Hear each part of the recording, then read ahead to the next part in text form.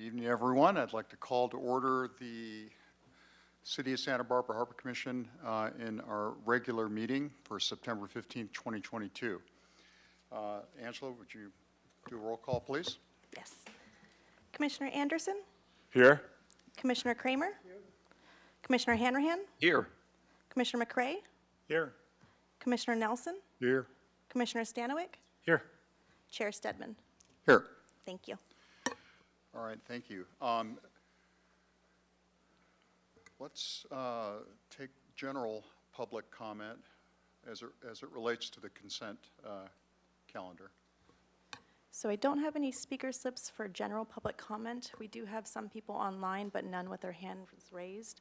If anyone online would like to make public comment, they can indicate that by using the raise their hand icon, and I will let them know when it's their turn to speak. Still no general public comments. Oh, actually, we just got a hand. Hold on.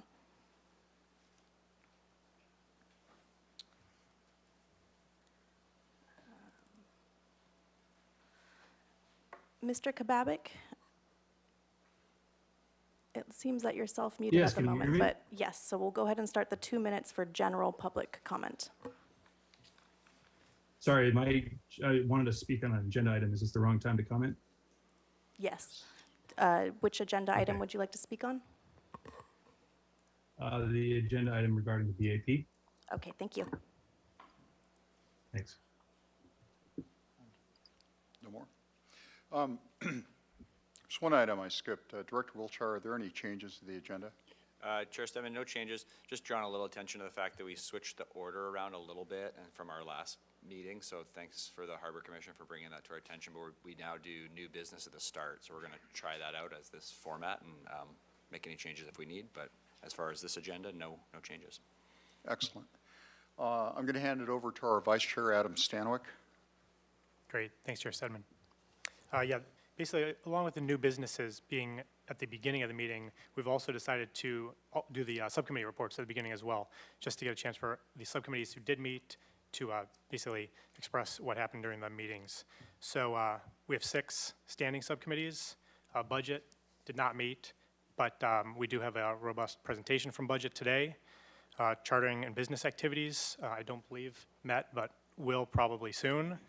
But commercial fishing, I believe we did have a meeting, and Commissioner Nelson would like to speak on that. Yes, we thank you, Vice Chair Stanwyck. We had a meeting of the Commercial Fisheries Subcommittee in late May after a long hiatus occasioned by the pandemic, as well as work being done by the City Council members themselves to try to identify space for gear, boat, and cold storage.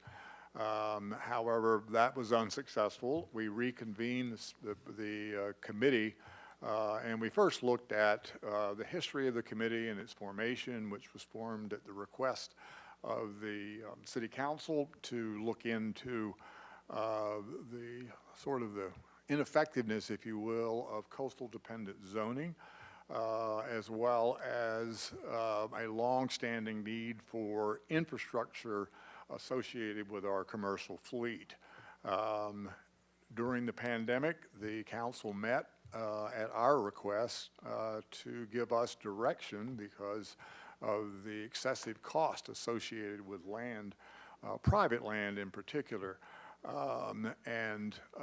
What we got back was more than a disposition on land, but we got back a desire to make local seafood a priority and to promote the local seafood as a way of diversifying the city's economy and accelerating its recovery, if you will.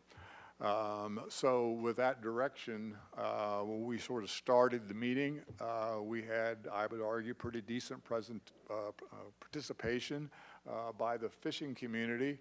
And the committee itself sort of came up with a number of categories of topics for the future. One was zoning, the other economic development, the other infrastructure, and then sustainable fisheries with subtopics under each of those categories.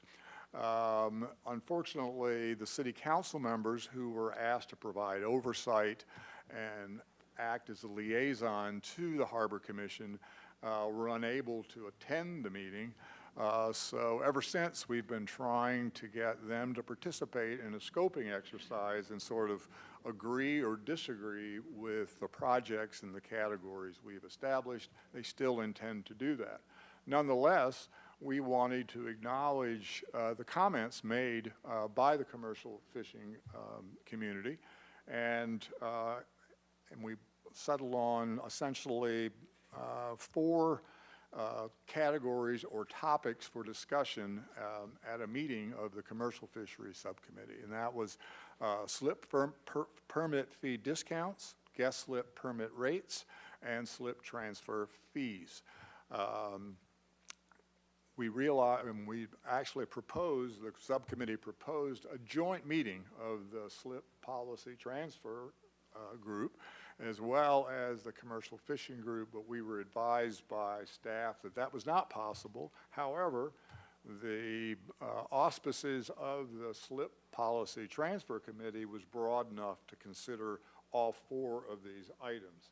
So we agreed with the Waterfront Director's Office, and we had I think a good meeting of the slip policy transfer committee last week, and I'll turn that over to the chair of that committee, John Stedman. Thank you, Commissioner Nelson, Vice Chair.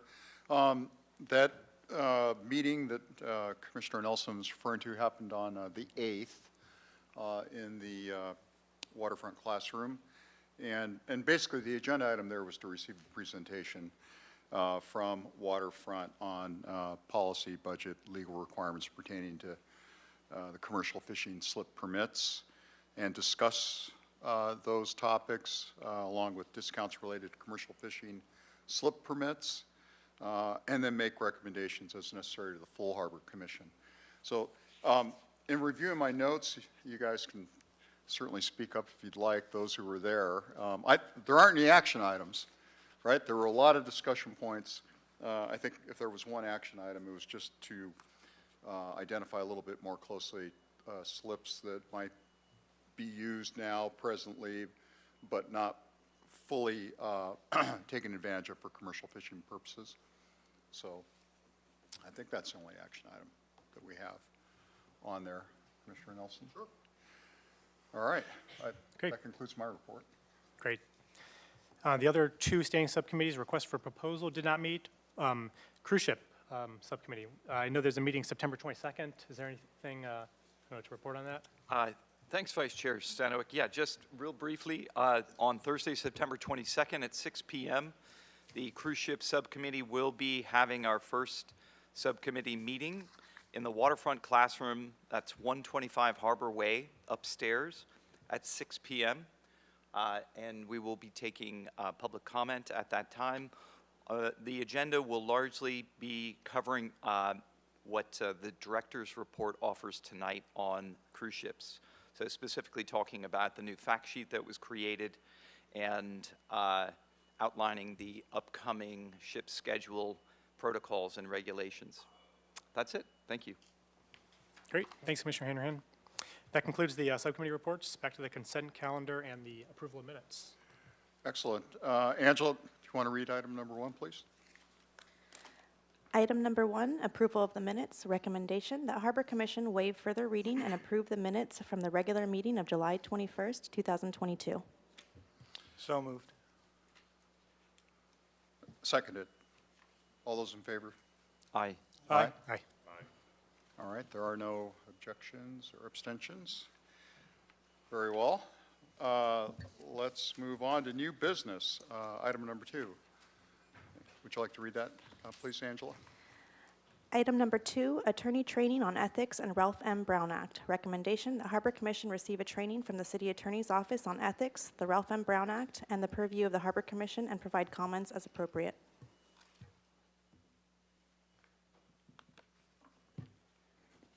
Thank you. Evening, Commission. It's a pleasure to be here. I know a couple of you, but let me introduce myself. My name is John Doimus. I'm an Assistant City Attorney with the City Attorney's Office. I'm going to do a presentation on both the Brown Act ethics training. I know that you're all very experienced commissioners, and a lot of this may be familiar. There are 2 new laws to go over the Brown Act. My goal is not to put anyone to sleep tonight, so that's what I'm going to try to do. And to go quickly, and please feel free to interrupt anytime there are any questions. I'd be happy to answer them right then and there. Angela's the slide? Okay. Okay, thank you. All right, I will start. So I'm going to start with the Brown Act first. And for this, I'm going to cover what's a meeting, legal meetings, requirement of notices and agendas, public participation, closed sessions, and the very rare criminal penalties or civil remedies when there are violations. This is a great place to start this quote, right, in terms of, especially at the end, the people insist on remaining informed so they may retain control over the instruments they have created. And here's my feeling with the Brown Act. I understand many times it can be an inconvenience to get things done in terms of making sure things in the agenda and you can't cover it if you miss an issue, or not being able to have substantive conversations and issue with your fellow commissioners. Even for staff, it can be, difficult. But we have to remember why it's there. It's for the people, for them to understand there's no backdoor conversations, that they're aware, everything is transparent for the citizenry. So that's the first important part. So it applies to city councils, boards and commissions such as this, and groups created by council and boards and commissions. All right, so what are some of those that this, subcommittees or other groups besides you have your committees and councils? We have a standing committee. For this, the Brown Act applies. What's a standing committee? It's less than a quorum of members. So for this commission, it would be, 3. It can include individuals not in a legislative body too. The State Street Subcommittee would be a perfect example of that, where you have different members of different groups or commissions. They can be advisory decision-making. I'll get into this later, but this commission is both. They have roles where they advise, but they also make decisions on slips and et cetera. And they have continuing jurisdiction over a particular subject matter. So it's an issue that is continuous, it doesn't sunset. And finally, there's a fixed meeting schedule. That's really important. So if you have all those qualities, the Brown Act applies. Ad hoc committee does not apply. It's less than a quorum again. Comprised solely of less than a quorum of the members of that committee. So that's one substantive different from an ad hoc, from a subcommittee. It's advisory only. There's no decision-making compared to a subcommittee. Short term, so it's not continuous, and there is no fixed meeting. Again, the Brown Act does not apply. Also, any private corporations or LLC that are created, the Brown Act could apply to. Council members elect, so it's only for council members, so when they are elected in November and waiting to be seated in January, the Brown Act rules apply to them. Also, private corporations and LLCs funded by the city and have a voting member from the legislative body, Brown Act applies. Meetings, not really complicated, right? It's to hear, discuss, deliberate, or to take action. Those are the qualities, straight from the California Government Code. What does an action mean? Collective decision made by the majority, or even a commitment or promise by a majority to make a positive or negative decision. And finally, or an actual vote by the majority when sitting on there by a proposal, resolution, order, or ordinance. Nothing complicated on that.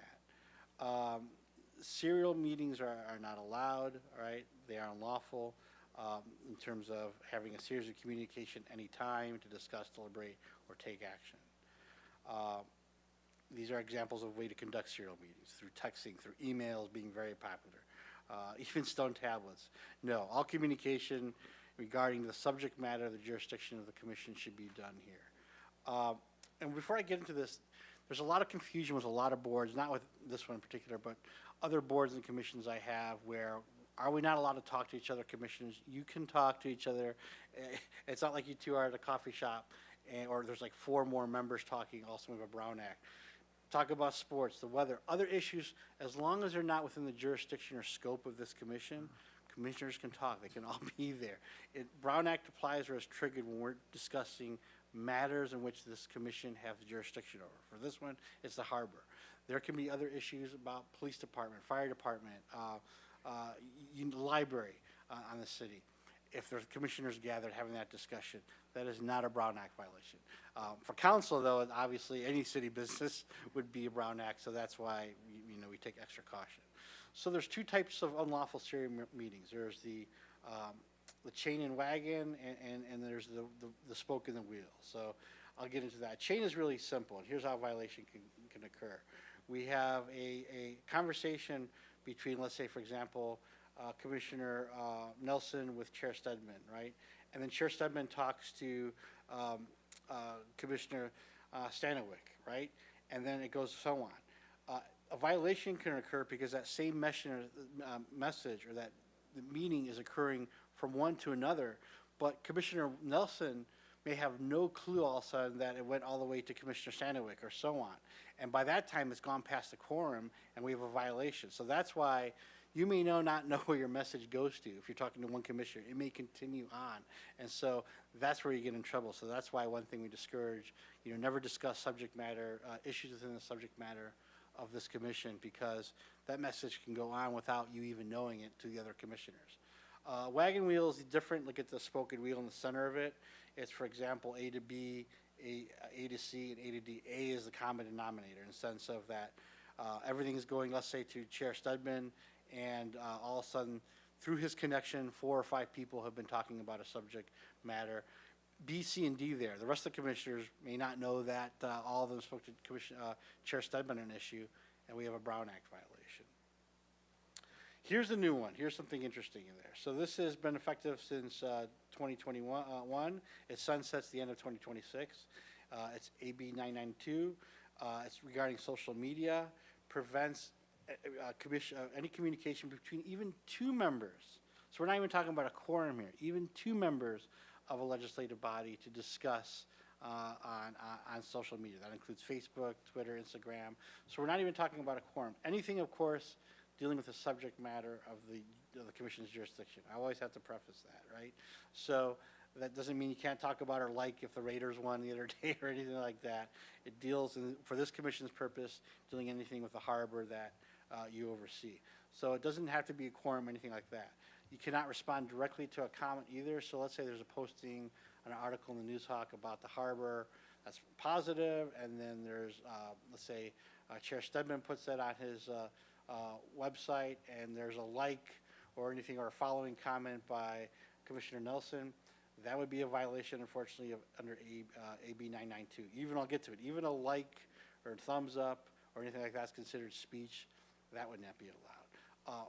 The good news is, though, you as commissioners can talk all you want about, promoting meetings or promoting issues with the rest of the community, with the rest of the world. This only applies with you up there not communicating with each other. As far as it goes, you can talk and promote or other issues regarding this commission or harbor with each other. So that's an important rule. One more thing at the end, you'll see no likes, thumbs up, or emojis on any of that. So that's it. If any questions on that, that's a new law. We'll get into one more soon. Where there are meeting exceptions, staff, we don't commit Brown Act violations because we're not board members, elected officials. So commissioners at any time can have questions of staff, call us up, clarification, issues, advice. That's fine. You don't have to worry about the spoken wheel, the chain. We are able to do that. The only thing staff can't do is communicate what a commissioner may say. So let's say I have a meeting with, Mike has a meeting with Chair Stedman. I can't tell Commissioner Nelson what Chair Stedman said in our meeting. We have to keep that separate.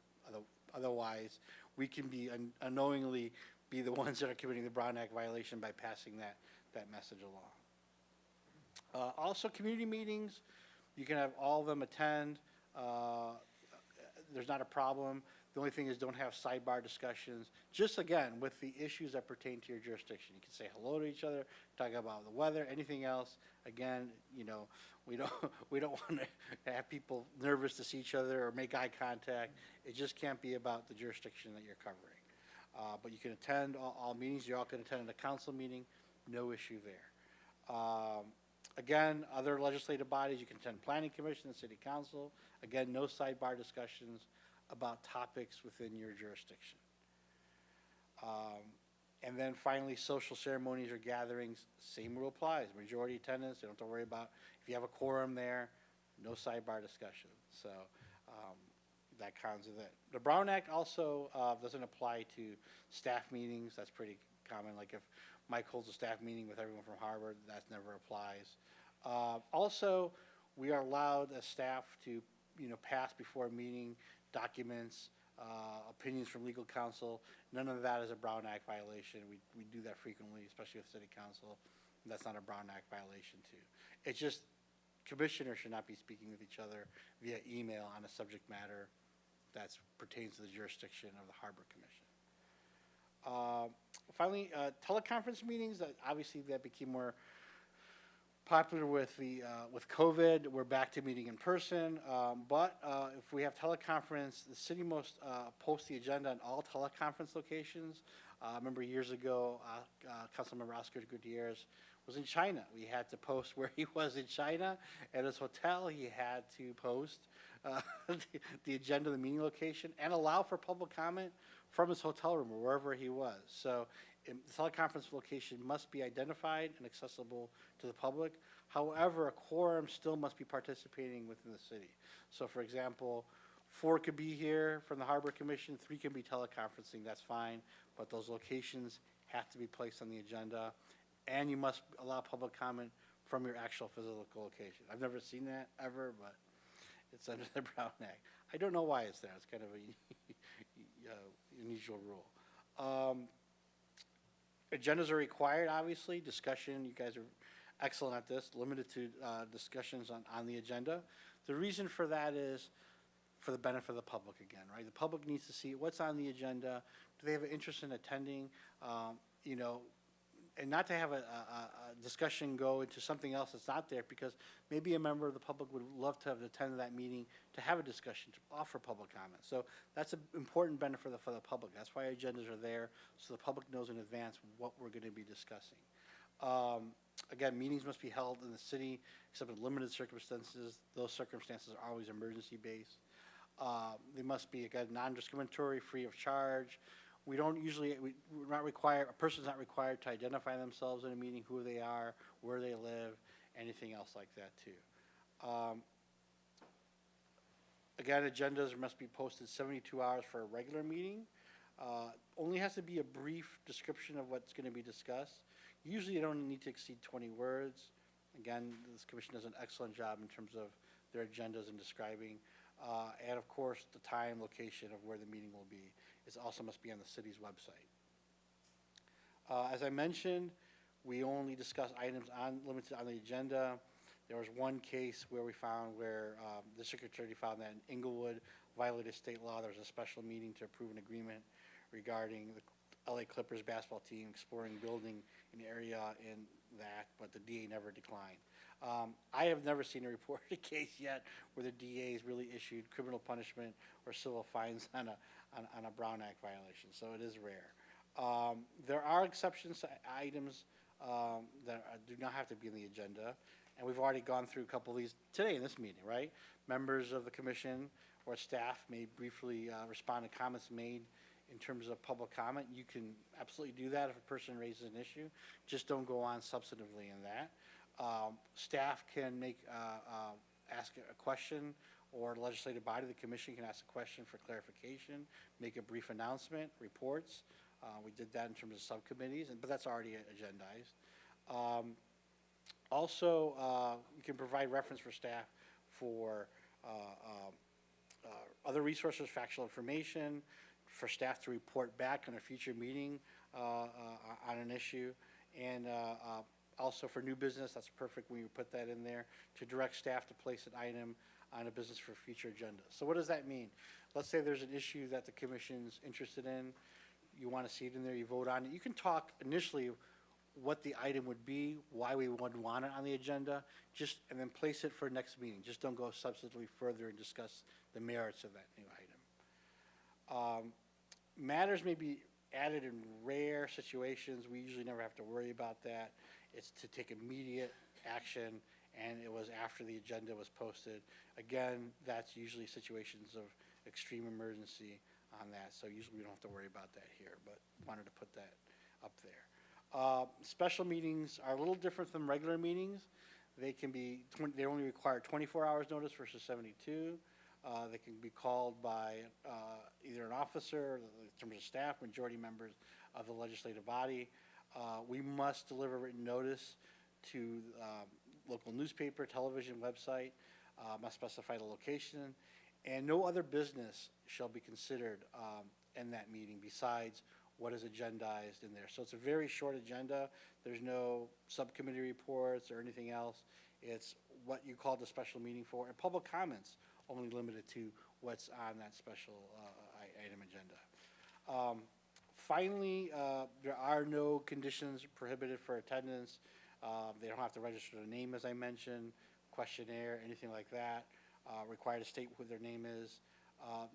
Attendance lists or speaker cards are nice, they're convenient, but there's no requirement. People do not have to fill those in to be able to speak during public comment. Obviously, a person has a right to record a meeting. There's situations where if the recording can't continue, if there's interruptions with noise, everything else, we can do that. And any of these recordings obviously are public record. And they're used for many cases too. Records, for example, in court cases I've seen, whether it's an appeal for on a writ, on a decision by a commission that may make, or it can be used for a legislative decision. If there's a policy or law created, I've seen recordings of commission, public comments, comments made by members, used to show those recordings that what was the intent behind the law? Was it nefarious? You'll see that a lot of times in homeless cases where, is this law passed, you know, for a health and safety issue, or is it to target that? I'm not saying this city, I'm talking about legal precedents that I've seen in other cases. Again, every agenda item must allow the public to speak on it for public comment. Again, as I mentioned before, special meeting must allow the public to address that item, but not other issues on the agenda. It's just limited to that. Legislative rules, shall not prohibit public criticism of policies, First Amendment free speech.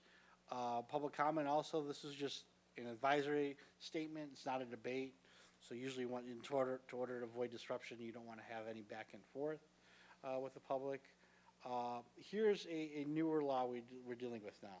So meeting disruptions, if they are interrupted by a group or people and the meeting cannot continue, individuals can be removed. Usually what happened before was the body would go into a different room, wait for the disruption to end, and reconvene. So now with SB 1100, it has amended this and allows the presiding member of a legislative body conducting to have a person removed from disrupting a meeting. So that's where it's changed. Before, we'd have to go back probably in room 15 or somewhere else, wait for the disruption to handle, but now you don't have to do that. You can have the person removed from the meeting. You obviously have to take great care in having that. Where a person's disruptive, you must give notice that they're going to be removed, asking for cooperation before we do that. And usually that's not, again, someone being boisterous in our public comment. They have their 3 minutes. If they were continuing and refuse to leave the podium and still speaking in the microphone, not allowing the meeting to continue, that would be a basis for removal. Finally, closed sessions.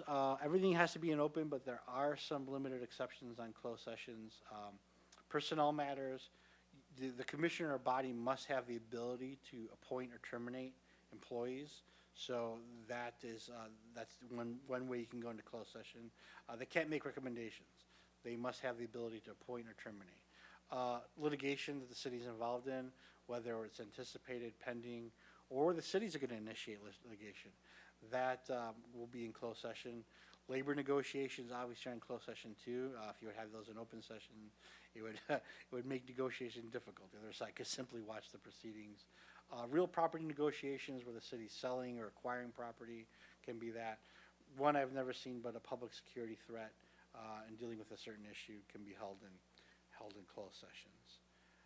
So that is the Brown Act training. As I promised, I'd be quick as possible. Any questions on that before I continue? Ethics. In terms of ad hoc committees, It's my understanding that they have to be of limited duration. Correct. And it has to be for a specific purpose. So hypothetically, we have committees, the Business Activity Permit Committee, for an example, hasn't met in 3 years I've been a member of this commission.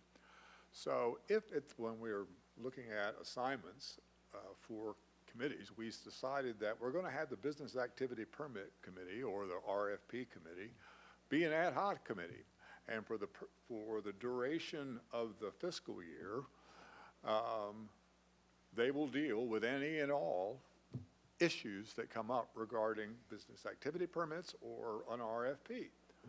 And would that be acceptable? And if so, then that would not require us to do the posting requirements, the notification requirements. It would sort of, wouldn't exempt, I assume it would exempt us from the Brown Act.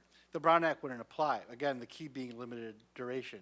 Not that every year committees change rolling. It's like, how I view ad hoc committees is, there's a specific task to get done. We're gonna do it within like this year. We're gonna get its job done. Right. And yes, the Brown Act would not apply.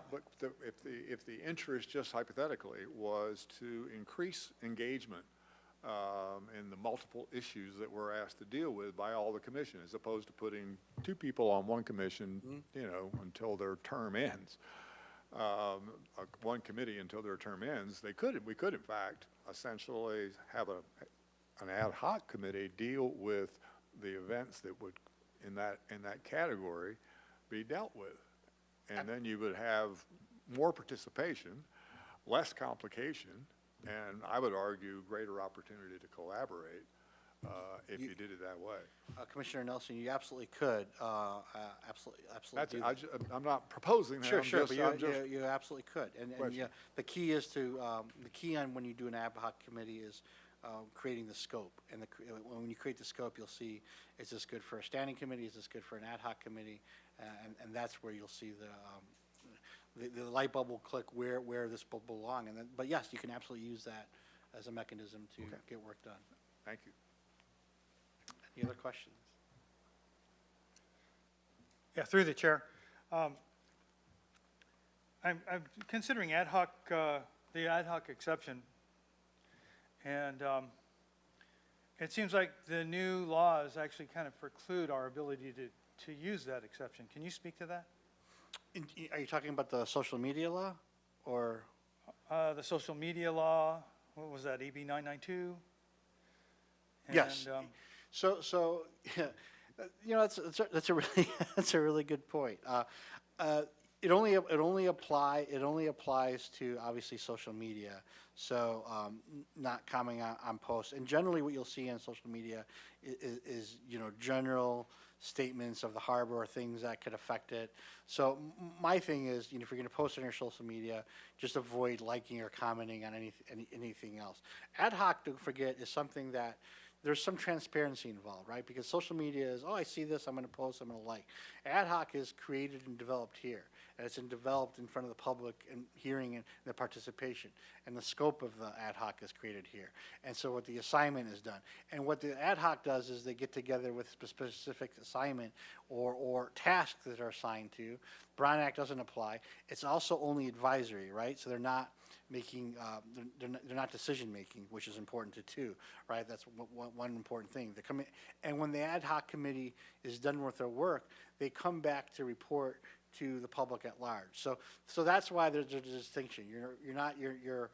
It's done in public through the creation, and it's limited in terms of advisory, and it comes back to the public once the assignment done. Everyone knows what the point of the ad hoc committee was created and what they're tasked to do. So I can see where 992 offers some concerns, but just avoid social media. That would be my advice. Thank you. Okay, any other questions? All right, I will start with ethics. Like I said, I'm moving fast along on this. You know, here's the sad part. Technically, under the law for the government code, you're not required to do this ethics training. It's 2 hours, but it's for if we provide compensation, salary, stipend. Sorry to say that this commission doesn't get any of that. But why do we require it? Because the city does. So that's why I must present that to you. And I know my presentation is not going to be 2 hours because we have that along. So what we would generally do is, we as a city are going to do the goal is for our office to do a wide-scale presentation, put it online for the rest of the commission to do this. But we wanted as a courtesy to at least discuss this and allow this commission here tonight if they have any questions on that. So that's why we're doing that. So it's just gonna be a general kind of cover of this, right? What's the purpose of tonight? Familiarize yourself with the laws and ethical principles. And as commissioners, I always view commissioners quasi-judicial members because, yes, you provide advice, but you also conduct administrative hearings. So think about the legal restrictions. Think about yourself sometimes as judges, right? Where the appearance of conflict is just important, whether it's an actual violation of law or not. The appearance of it matters as well for the public trust, right? Great quote in terms of this case that dealt with an ethical issue on public officials, right? Public officials, they are the standard bearers of public virtue, right? That's where it starts with. I always love that quote. As I mentioned that, right, the floor for ethical conduct is not the ceiling, right? Just because it's legal doesn't mean it will be perceived as ethical. Always remember that. And what does that mean? I'll get to that shortly in this presentation, right? So ethics law, bribery, conflicts of interest, we're covering the prerequisites of office, gift of funds, free transportation, transparency, and fair process. Those are the 4 quick areas I'm going to cover. And then finally, I'll end it at least giving a recap of the powers of this commission, duties of this commission, as well as an FPPC letter that was issued that I want to briefly go over that. So obviously, number 1, do not use your appointment to protect your own financial interests, right? And do not feel special treatment because of your own position. These are all basic things. Obviously, expect to do the public's business in the open, accountable manner, which everyone here does. And finally, fairness. How is your fairness always guaranteed? By following the procedural rules and treating everyone respectfully, fairly, without personal bias or prejudice. So here's what we cover, as I mentioned before. Let's go with grounding principle of personal financial gain. Public servants should not benefit from their positions except through lawful compensation. That only applies to commissioner, it applies to us as city employees, everything going on. Obviously, it's a crime to solicit or agree to receive compensation in exchange for an official action. And there's the penal code sections on that, right? It includes just more than receiving cash, quid pro quo, something for something. That's what it includes. Elected officials commit a felony if they trade votes with one another. That's absolutely true. If you vote this way on this issue, I will vote that way on another issue. So it just goes, again, beyond just money, as I mentioned right there. What was created in 1974, the Political Reform Act. They should perform their duties in an impartial, free manner, free from bias, free from their own financial interests, and over those persons who have supported them. As part of this, here are some of, we're required to disclose economic interests. All of you get the 700 forms. We are required to disqualify ourselves if there is a conflict of interest we'll go into, and not in this commission, but city council members and any state politicians or city politicians, they must disclose their campaign finances. Again, these are Political Reform Act disclosures.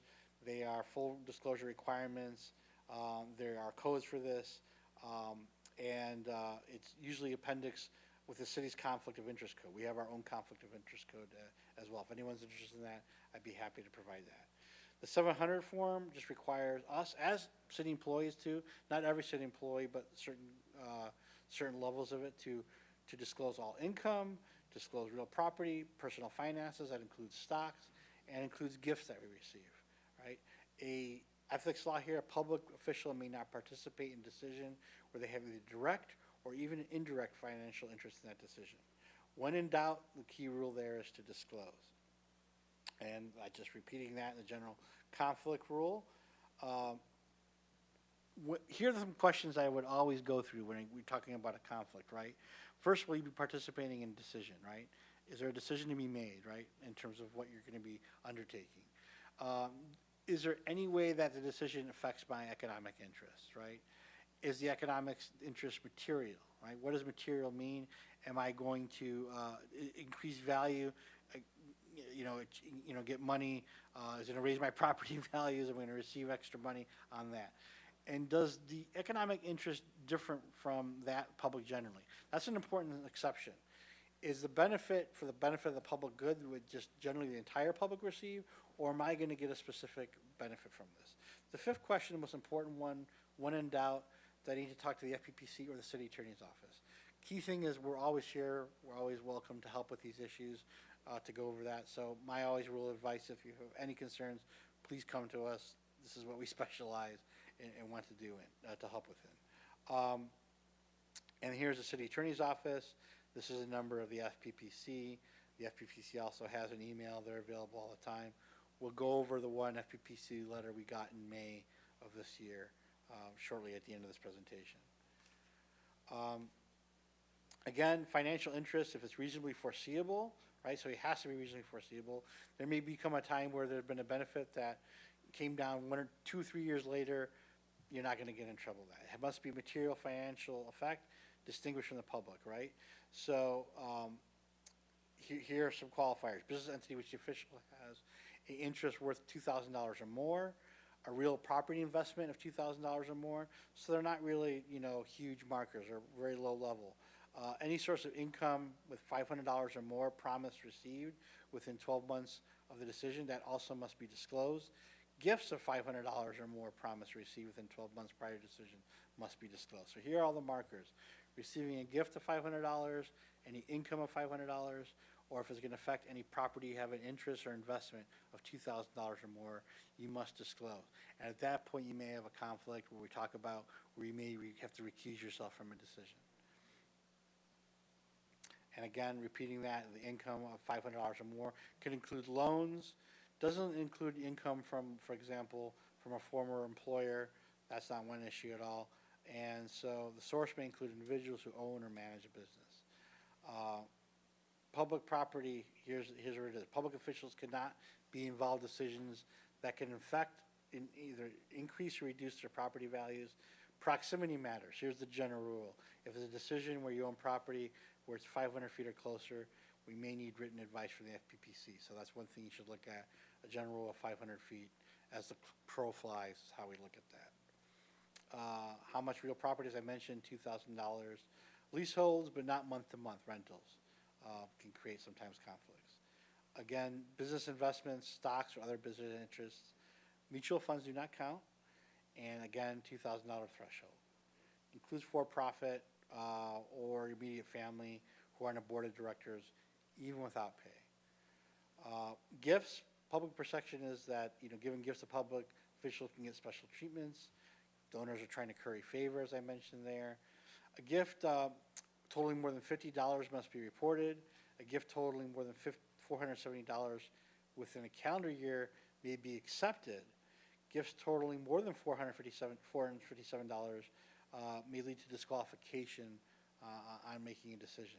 The city, believe it or not, has a more restrictive gift policy in terms of that. We are not allowed to accept gifts more than $500 at all. There's a limit put on that completely for city employees.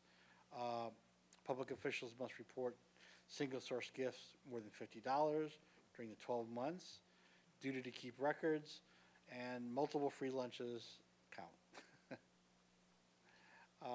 Finally, special conflict rules go to license, permits, other entitlements. We'll get to the conflict rule.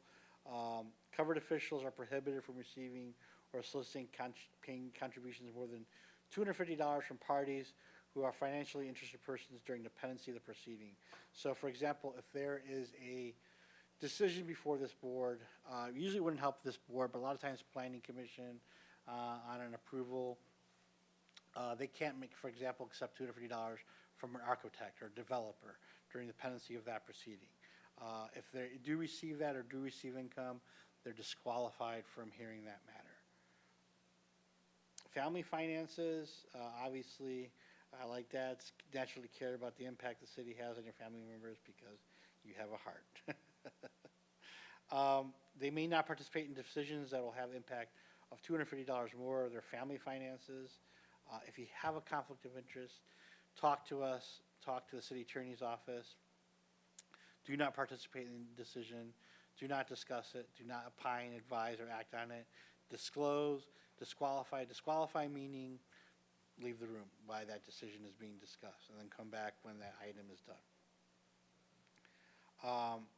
Even if you have legally participate in your decision, ask whether you're able to put your public interest aside, put the public interest first. Again, that goes to the appearance of conflict. Why do we put that there? The integrity of anything, any government actions, any court, any judicial body, any commission, board, city council is paramount. When public loses faith with that, the integrity of it, they lose faith in the decision-making ability of that. So always keep that premise in mind. You can always abstain voluntarily if you're concerned how the public would view you in terms of being involved in that decision-making process. And that's my point I'm getting at. Think of the headline in the head if there really truly is a conflict, not legally, but the perception would be, and do you want to undermine the commission, the decision, or yourself in participating in that? Always, again, feel free to discuss with us any of these issues or concerns. If there are financial conflicts that arise, the decision can be invalidated. There can be a misdemeanor prosecution, though it's very rare. The district attorney's office is the one that prosecutes things. I have not seen one on record for a couple of years. And the fines could be up to $10,000. And you have to hire your own lawyer. The city can't defend you on that. Again, this is more applying to a lot of times the mayor, council members, or city officials, including my office, cannot be involved in any contract where there's any financial interest. So you have to separate, create a wall, and not be involved in that. Perfect example, council member owns a business and tries to get the city to enter in a contract with the business. That's obvious, can't do that. State school superintendent steering $300,000 a contract to a spouse's nonprofit, can't do that. Applies to direct or indirect interests, may bar the action. Again, the contract is void, and their penalty would be a felony and restitution. So do not want to do that. For members of decision-making bodies, contractual conflicts also prevent you from entering into the contract. Disqualification is enough. Council members or city managers shall not, for a period of 1 year after leaving office or employment, basically act as an agent or attorney or anything else appearing before that city, that public agency in terms of that. What's the purpose of that? Again, that goes to the appearance of influencing decisions. Again, appearances do matter. Perks, this is prerequisites, perks, thing regarded as special right or privilege, gifts, travel, lodging, loans, reimbursement, mass mailings. I'll be really quick on this because I know you have a big agenda tonight. Gift is pretty broadly defined, something you didn't pay for, and or something you get provide equal or greater value, meals, receptions, hotel stays, tickets to sporting events. Includes discounts too, that's not available to the general public. State, here's one in 2013, fined 12 Oxnard officials for over $63,000 in gift violations. That included lunches, dinners, drinks, Dodger tickets, Broadway shows, golf. And what's not a gift? Information materials, plaques of under $250, gift of hospitality, coming to a person's home, gifts between family members. Sorry for choking there. Sorry, some water. Some water. Thank you so much. Also, what's not a gift either is a ticket to an event, a ceremonial role, etc. Any birthdays, holiday exchanges. So we don't want to ever scare anyone on that. So that at that personal level, those are not violations. Common acts of neighborliness. Benefits in a commonly exchanged on a bona fide date or dating relationship, that's not considered a gift for these purposes. From long-term personal close friends, if you can demonstrate that, that's not a violation, all that. Leave donations too, for example, if you have a employee who is out sick and I want to give some of my bank for that employee to to cover that. Catastrophic leave, that's not a violation of a gift, or I have to do that, or nonprofit government assistance too. Caveats to winning gifts, certain payments for travel are not subject to the gift limit. It's exempt if the benefit comes from a lobbyist, applicant, contractor, it may be a gift. So it depends on who you want to invite at your wedding. Gifts to agencies are not a problem, non-travel, travel. Gifts by agency for its own employees, if there's a public purpose. What's a public purpose? Public purpose is defined, let's say you're having recruitment, retention problems, and you want to encourage people to stay at the, to stay in there, or bring people on. A lot of times we're having that at the police department, where you have a signing bonus of $3,000, or if you stay for 5 years, you'll get $5,000. That is not a violation because there's a public purpose. We need police officers. We cannot have a threshold where we're below a certain percent because that affects the public safety.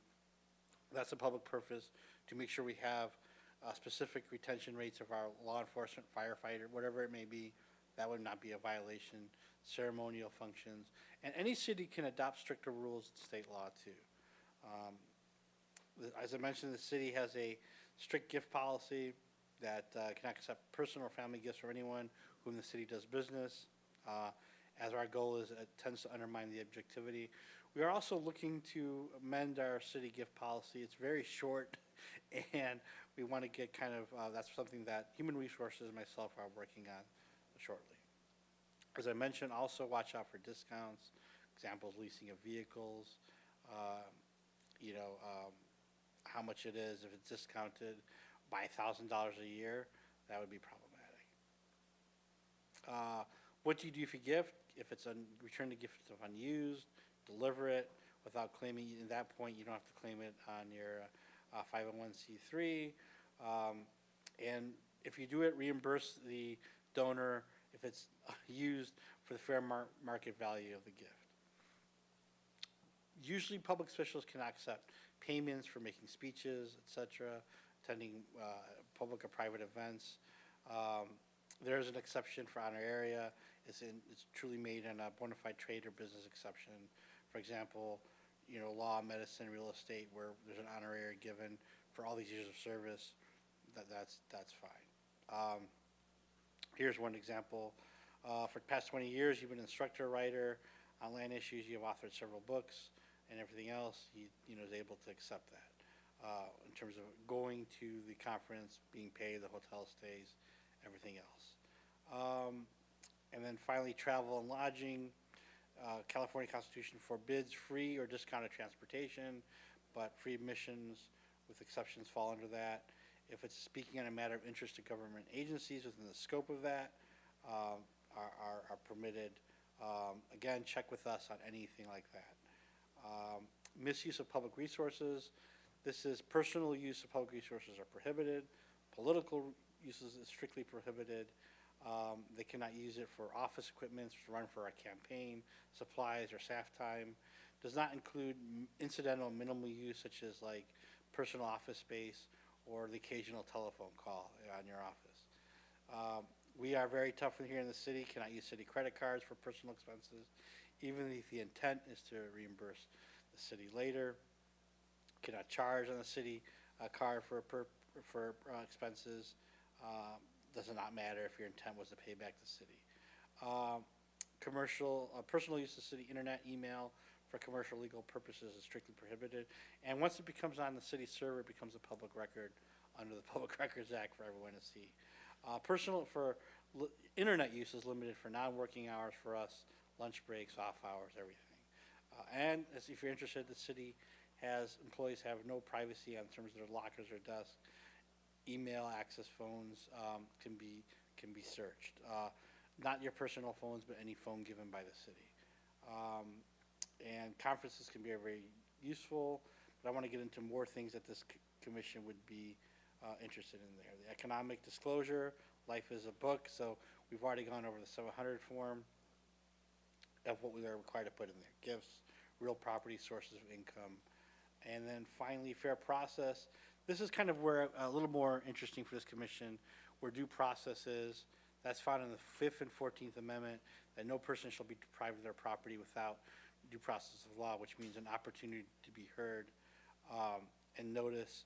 And where we have here's where this commission has quasi-judicial proceedings tend to involve specific fact situations, include permits. We have slip permit for hearings. So when I'm looking at the scope of this commission and the charter, it's very advisory, but there are times where you decide to ask a hearing in terms of revoking a permit or et cetera. So that's where you act as a body. That's where you have due process, where it's noticed. I'll get into that varies in a second. When you have those slip permit termination hearings or everything else, avoid making statements before the hearing that you made up your mind. Think fairness, listen during it, think of yourself as a judge during those. And then finally, this one is incompatible offices. Public officials cannot hold multiple offices at the same time. Think about conflicting loyalties on that. Can't be, can't have an office within the city where maybe, and then have another one in terms of working for the county. Employment's not always an office, but that's one important thing. Here's one example: city planning commissioner and state highway commissioner are incompatible because the best decision for the state may not conflict with, in terms of the highway location, may conflict of what the city would want in that situation. So those are one examples. So finally, I want to get to the two things I promised this, and I'll end it there. I know it was really brief, but on the ethics, but a lot of it doesn't apply to you, so I wanted to hit some of the points. The FPPC issued a letter on July 20th, 2022, on whether commissioners who hold slip permits or liveaboard permits can recommend the harbor's budgets, which includes the setting of the fees.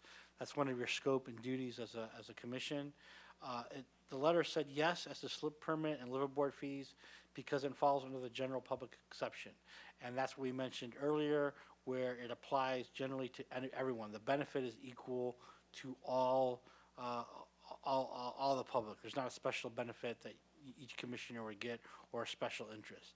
But no as to the slip transfer fees, because that could have a material effect on your interest in personal finances. That fee may not fall under the public discussion because that could be applied disproportionately depending on the size of the slip, and it could affect the commissioner materially in terms of raising the fee, in terms of having a direct cash benefit. So that's kind of what the FPPC decision was on that. And then finally, just a recap of what the commissioner's powers and duty are. It acts as an advisory board, and you are able to make all these recommendations on everything that's harbor. You also may make recommendations to the city council on terms of a harbor manager or the harbor department. How that's usually done is the city manager and the council ultimately ratify that decision, but you may participate in an interview panel on that, and make any recommendations to the city council on, like I said, anything regarding facilities. So that's one aspect, is an advisory body to the city council. In your specific jurisdiction, you essentially become on this commission subject matter experts on this.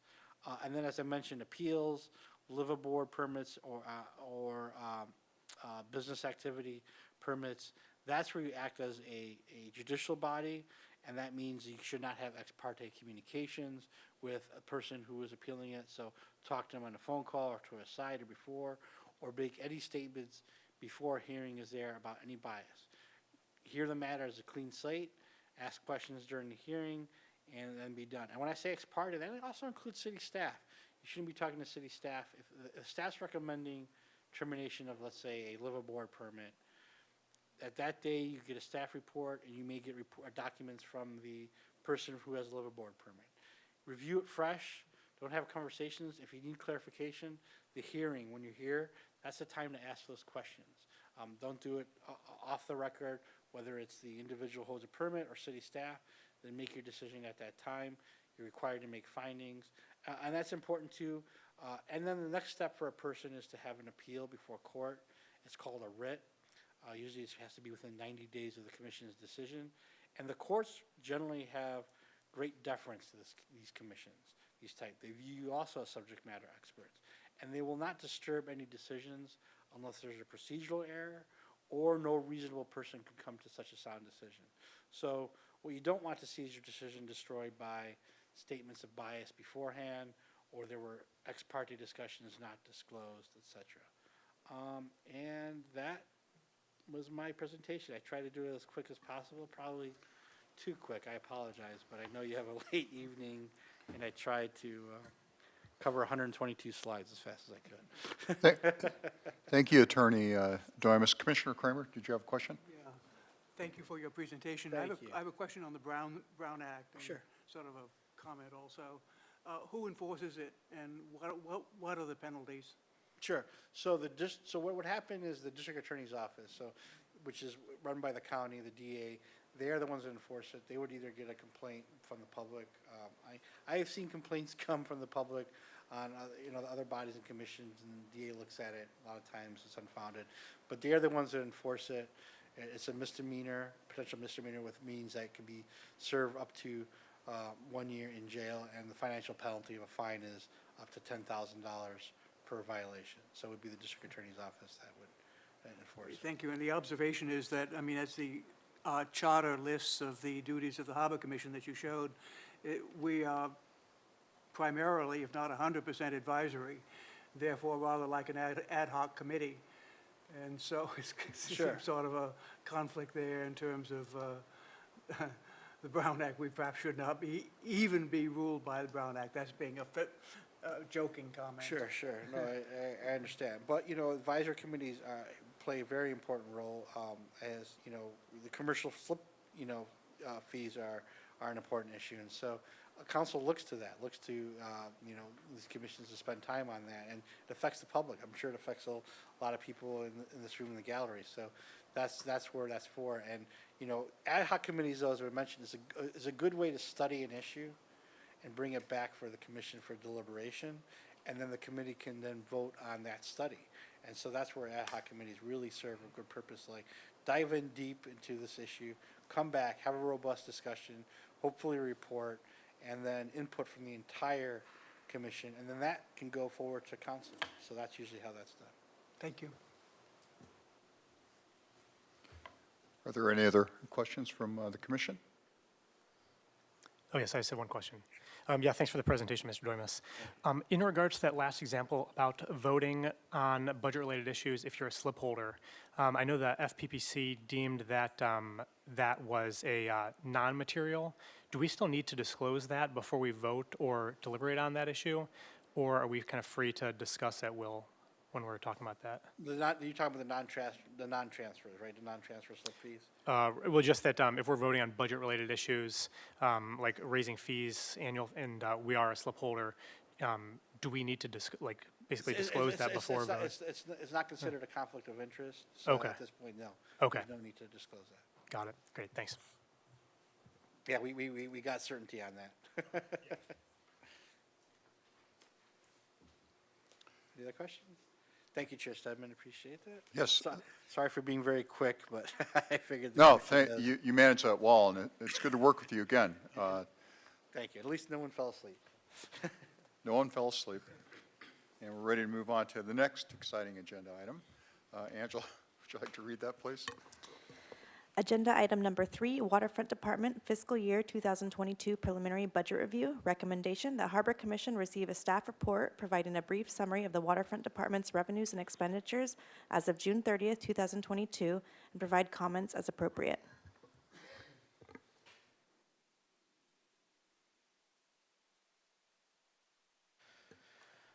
Good evening, Chair Stedman, Commissioners, and members of the public. We'll provide a brief budget review of our year-end fiscal year 2022, which ended June 30th, 2022. So here you have our revenue summaries for fiscal year 2022. On the left, there are various revenue components or divisions, and then the 22 budget that we actually took in, whether it was over or under budget, variance, and what we took in on fiscal year 2021. Talking big picture, we came in about 14% over our budget estimates, just shy of $2.2 million. We really tapped down all our revenue projections as for year 2022, and we did the same for expenditures as well.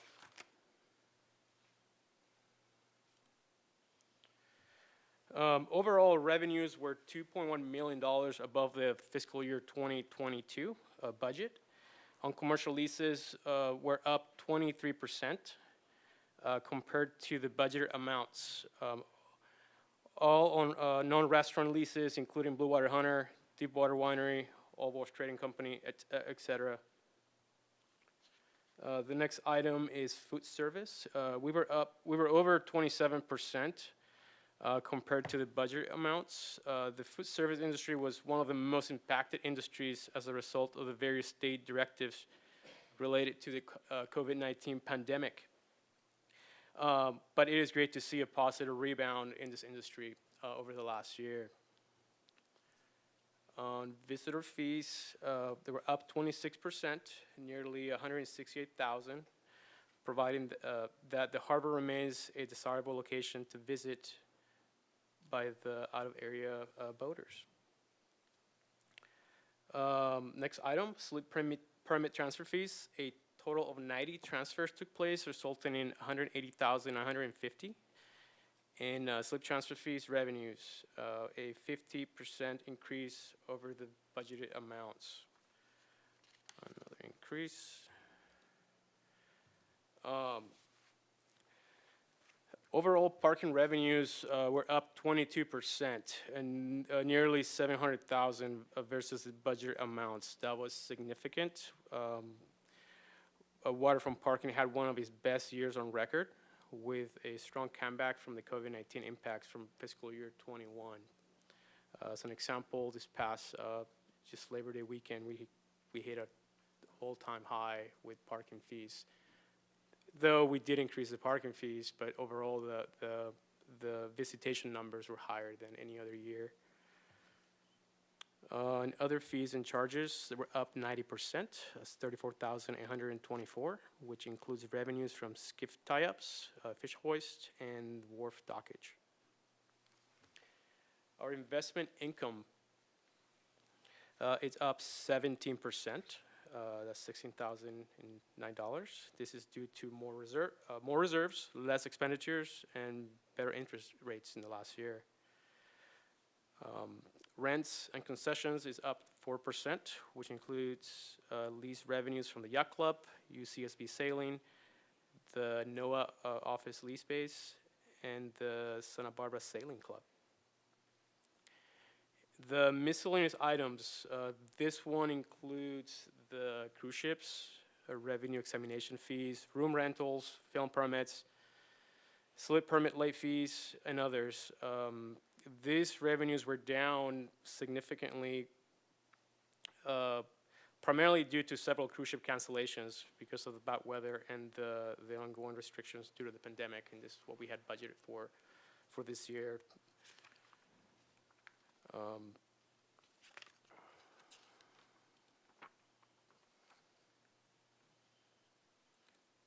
Just to go back actually on cruise ships, we had 24 cancellations in fiscal year 22.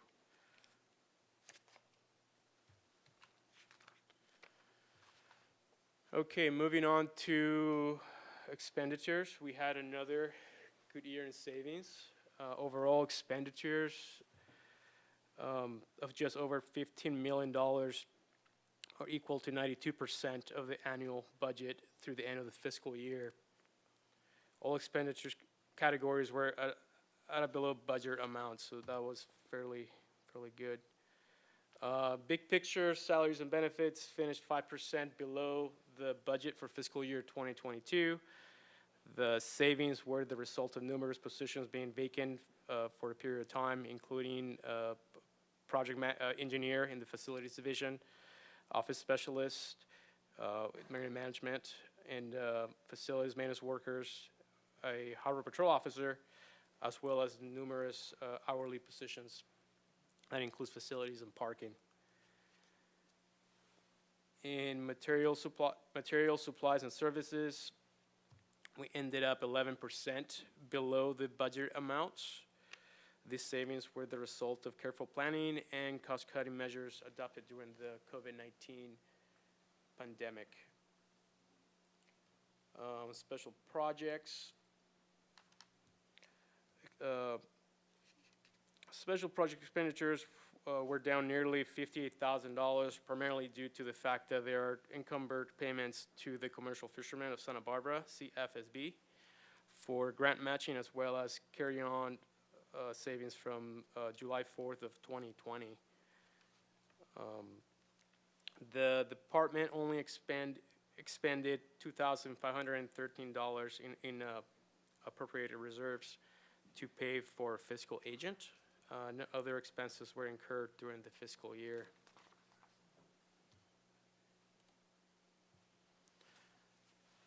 Moving on, overall expenditures were down 8%, or $1,308,728, below the fiscal year 2022 budget. Salaries and benefits finished below budget for the fiscal year 2022. Material supplies and services ended the year 11% below budgeted amounts. Significant savings were realized in nearly every waterfront section. These savings were the result of careful planning and cost-cutting measures resulting from numerous waterfront management meetings as the COVID-19 pandemic took place in fiscal year 21. There were some carryovers. On special projects, we're down, this is a typo right there, 57,956, that's correct. Primarily due to the fact that there were no fireworks expenditures in July 4th, 2020, as the event was canceled due to the COVID-19 pandemic. In equipment, we're down just over 70,000 in savings due to savings in parking equipment, which includes also a golf cart that was budgeted for purchase. Again, the total revenue for the department was $17,922,332 for fiscal year 2022. That is 2.1 million above the budgeted revenue amounts, 14%. With that, I give the floor to Mr. Wiltshire, who has additional comments, and then you'll have the opportunity to ask any questions. Thank you kindly. All right, cool. Thank you, Cesar. Can you hit the next slide? Oh, there. That's good. I've got 2 slides. I wanted to take a minute and just kind of talk at a high level to that budget presentation. After 2 years of going through COVID, 2 exceptionally rough and bad budget years, this was obviously a very strong year, 2022. Nothing but good to see. It was a fantastic year from the numbers. Looking forward from a year and a half ago when we made this budget, there was a number of reasons why we have that surplus. A big part of that, one of the key factors that attributed to that, is in predicting our revenues a year and a half ago, there was a lot of uncertainty. We didn't know where we were going. This was kind of in the throes of COVID. So we budgeted our revenues extremely conservatively. So we came in higher than an extremely conservative estimate. We, as the waterfront department, we continued our fairly aggressive levels of expenditure cutting. We left vacancies open. We kind of saddled a lot of that work on the back of the staff who is there, all due to that economic uncertainty. So it was really a couple years of belt tightening. So that's shown in the roughly $1 million of savings that we had in expenditures. So again, really best case scenario going forward. Also in the last year, FY 2022, there really was unprecedented economic activity. We saw really intense behavior in boat sales, activity down at the waterfront, parking. And so really planning for the future, it's on us to be somewhat conservative and make some assumptions. Is this level of kind of excitement and economic interest going to continue, or do we have something different ahead of us? So realistically, this level of exceedingly high economic activity is potentially not sustainable. So it has been a really, really unique year. Another very important part is that we need to get back to our pre-COVID levels of expenditures. So 2 years of belt tightening, down kind of 15% staff and holding it that way. That is a great thing to do in a time of chaos and a time when you need to do that. That is not a long-term way to run an organization. So we need to get back to proper staffing levels. We need to slowly bring back those expenditures to be able to deliver the level of service that everyone expects in the waterfront in the long term. And so that sort of belt tightening these are really short-term strategies to sort of get through a turbulent period. Most importantly, we need to resume our spending on capital infrastructure. That was kind of our main lever through all of this. So we try and reinvest about 10% of our budget, which amounts to about $1.5 million a year in capital projects. These are long-term replacement projects, parking lot replacements, Stearns Wharf piles and maintenance, roofing, restroom replacements. Bread and butter stuff that you can kind of kick that can for a couple years, but if you kick that can too far, it just gets more and more expensive as you go. And so we need to resume that capital spending. And we need to rebuild our reserves to our pre-COVID levels. We are an enterprise fund. What that means is we have no access to taxpayer dollars. We have no backstop with the general fund. We are an operationally heavy operation. We operate in a coastal environment. There are natural ebbs and flows of the economy. It is prudent for us to hold reserves to make sure that we're kind of protected for the future because we don't have another well to go to. We are responsible for ensuring that we can repair Stearns Wharf if there's a large storm. All of this sort of stuff that falls solely on the waterfront and is not backstopped by a larger entity. Next slide. So this is my last slide, but just for some perspective, I wanted to provide our FY 2023 budget at a really, really high level. So this pie chart on the left shows our revenue profile. This is essentially where the money comes from in very, very simplistic terms. So about 43% of our revenues come from our slips and harbor operations. About 36% of our revenues come from our tenants. And about 21% of our revenue come from our parking fees. So those are really the three major sources that we are working with. In FY 23, so this year that we're in, the fiscal year that we're in right now, we're predicting our revenues to be $17 million. The pie chart on the right, that's a breakdown of our expenditures. That shows where we are required to spend money, the cost of our operation. I won't go into every detail, but some of the bigger ones, as you'd expect, so 27% of our budget goes to maintaining our infrastructure and facilities. 16% goes to Harbor Patrol, which is a 24/7, 365 law enforcement unit. Some of the lesser known ones, so 12% of our budget we spend on insurance and overhead. Extremely expensive to insure the property that we have. Stearns Wharf, all of our infrastructure, not cheap to insure. We also spend 11% of our budget on debt service. So this was from projects that we were unable to afford to do as a one-off. So replacing Marina One, there's some loan debt in there from fire damage from Stearns Wharf. So we had to borrow capital, we had to borrow money to essentially complete those projects, and we're servicing that debt now. The big takeaway from this graph, so our FY 2023 budget, yes, we're in a good spot, but as you can see, we are budgeting $17 million in revenue. We are budgeting $18.4 million in expenditures. So we are knowingly budgeting a deficit. What that means is we're utilizing surplus from a previous year, and we're utilizing reserves to fund our capital program. In a perfect world, we would be budgeting our revenues and expenditures to balance on a yearly basis. But as we do it now, our fees and revenues do not fully compensate for capital reinvestment in our harbor. So not to downplay the excitement of a great fiscal year in FY 2022, but just to really sort of set the tone for this is a longer term operation than year over year. It's really important for us to ensure that we have funds available for capital infrastructure and our budgets going forward. So I'll end on that and happy to take any questions. Yeah, my comment is basically exactly what you've just said. And I want to note the value of getting caught back up on deferred projects and maintenance. When things go bad, it takes other things with it. So the relationship is non-linear. The longer you let stuff that is bad stay bad, the more things other things go bad as well because whatever it was went bad. So they get more expensive over time, and not just by additive means, but more multiplicatively.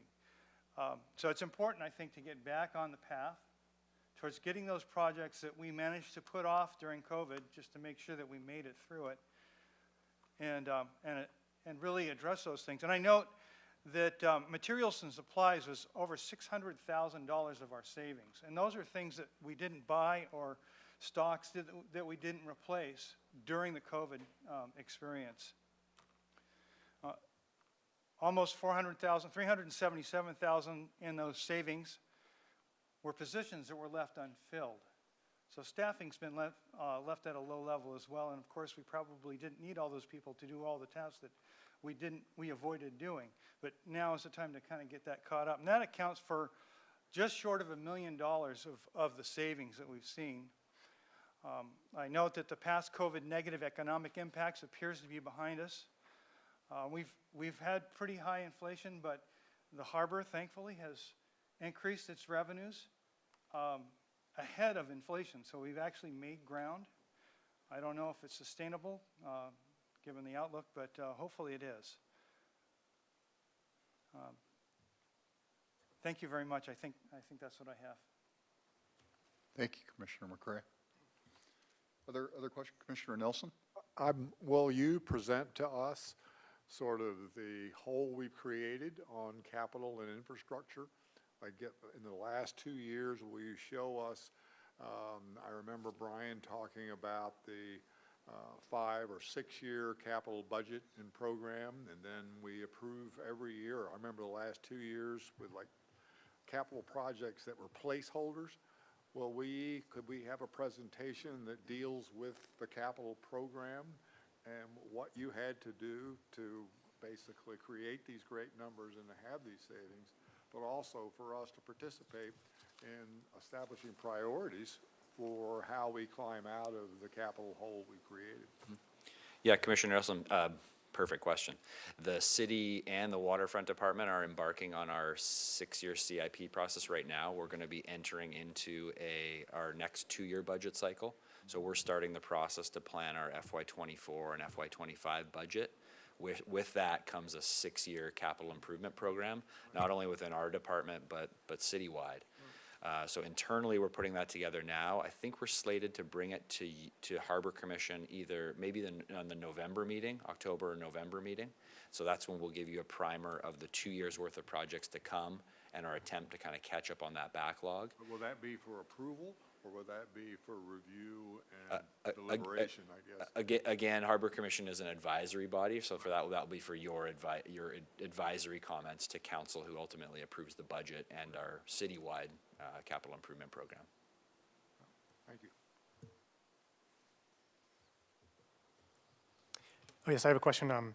If we're forecasting a budget deficit of 1.4 million next year, do we know the exact amounts that we have in reserves right now in case we need to pull on any of those for next year? Commissioner Stanwyck, yeah, great question. The city just closed off their last financial year, so we're still awaiting our exact reserve position. As we're coming out of FY22, just kind of back of the napkin, we were almost back to our policy level. So this successful year should put us in a reasonable spot. Again, looking forward a year, and we'll get into this more in our next budget cycle, but looking forward a couple years, we do rely on that surplus every year going forward. So having some substantial reserve to be able to continue not only 1 year of capital, but kind of ongoing years of capital is important. Great, thanks. Any other questions? All right. Very well. Thank you, Director Wiltshire and Manager Caesar. Good report. Angela, would you like to, I think before we move on to this next item, which I think has generated a lot of interest, I can see, let's receive the presentation first, and then we'll take the comment, the public comment, okay? So Angela, would you read that? Agenda item number 4, business activity permit presentation. Recommendation that Harbor Commission receive a staff report providing an outline and history of the business activity permit program, specifically highlighting the kayak excursion operation permits, discuss and recommend action as necessary. Good evening, Chair Stedman, Commissioners, and members of the public. The purpose of this presentation is to provide an outline and history of the business activity permit program, specifically highlighting the kayak excursion operator permits. This is a response to public comments and concerns with current operations in the Santa Barbara Harbor.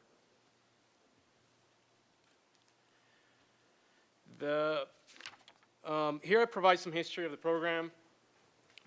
That was established in 1972 by the Harbor Commission with the intent to establish a process with guidelines for individuals who had no fixed place of business or lease space in the waterfront to offer their services in a safe, orderly, and professional manner.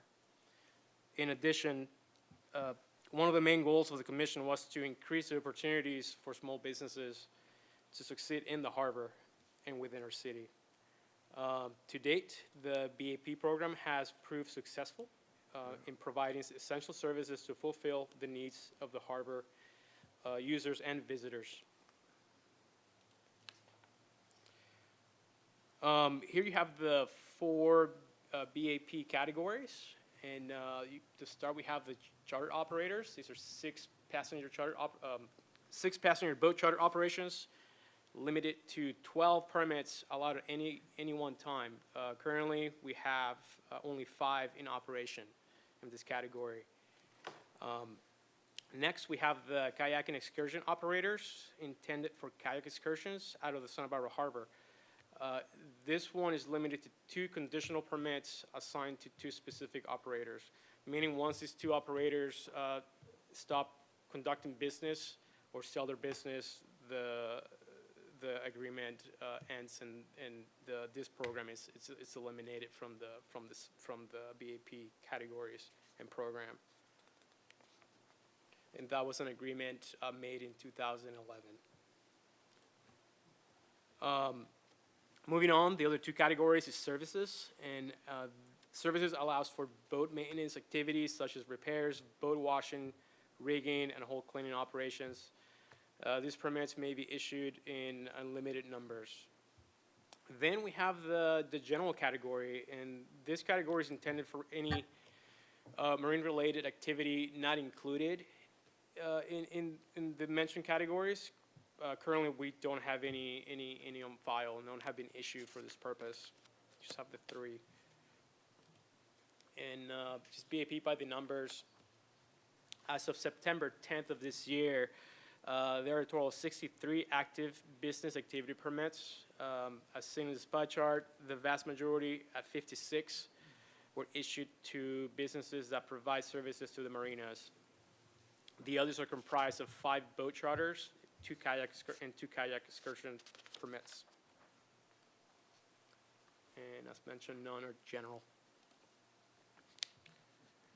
On that regard, kayak excursion operator permits were added back in 1998 following requests from unpermitted operators who wanted to conduct business in the Santa Barbara Harbor. There was a demand. The bullet points in these slides list some of the requirements to obtain and maintain this type of operator permit, including the $250 permit fee, that's annual, as well as insurance requirements.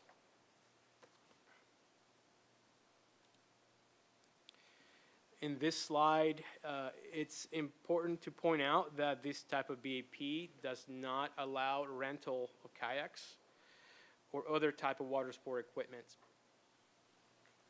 Also, the 2 existing kayak excursions, as mentioned, will be eliminated when the current operators discontinue the kayak excursions, fail to renew their permits, or sell their respective businesses to another operator.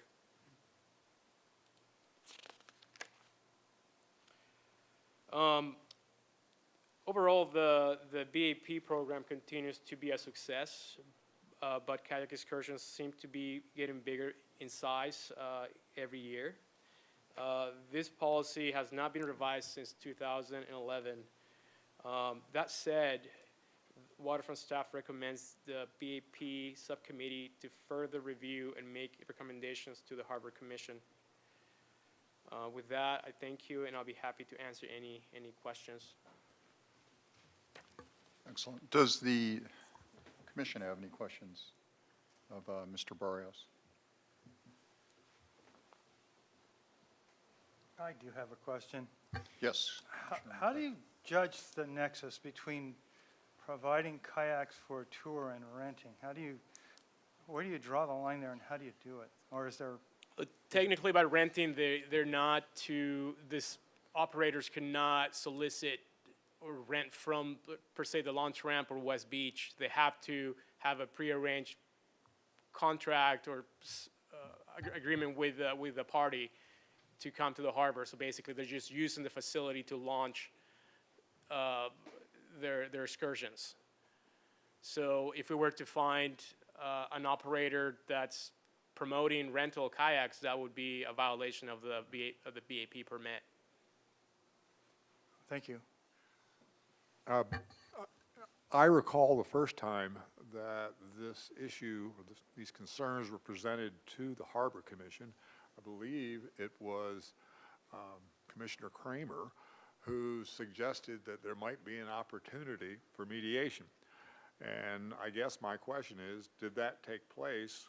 Was there an effort to bring the parties into the same room together to discuss the problems and address them, or not, I guess? I'm just curious where that mediation suggestion, which the entire commission seemed to encourage, what happened? Yeah, Chair Stedman, Commissioner Nelson, Mr. Wilshaw will refer to that. We'll answer that question. Yeah, Commissioner Nelson, I was a little more involved in that. We did, right after that meeting, we met with both parties in the waterfront office, on site a couple of times, waterfront staff. So we did mediate it. We've been responding to a fairly significant number of complaints, issues, whatever you want to call them.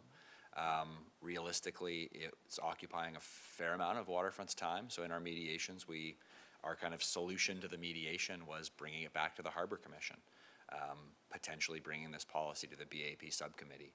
There wasn't all that much room to mediate on the ground. The business entities were both continuing to conduct their business, and there was continued friction between the two of them.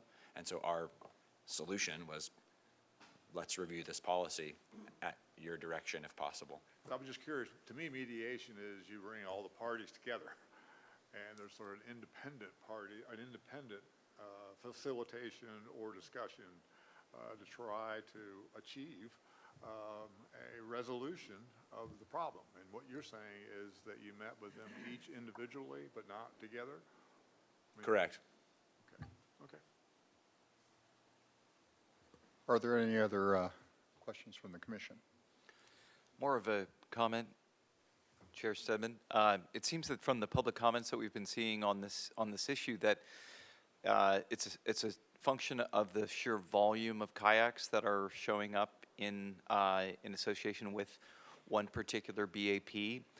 And given that the excursion policy doesn't explicitly address the size of the groups, that seems like something that the BAP subcommittee should address, is discussing limitations on the size of number of kayaks to be allowed for BAP excursions. Thanks. Very well. I just have one thought. Did we, when the BAP was initiated in '98, have we gone back, are we able to go back and look at the minutes from those meetings to see what the council at that time thought these were going to be, and have we strayed far from what the initial goal was?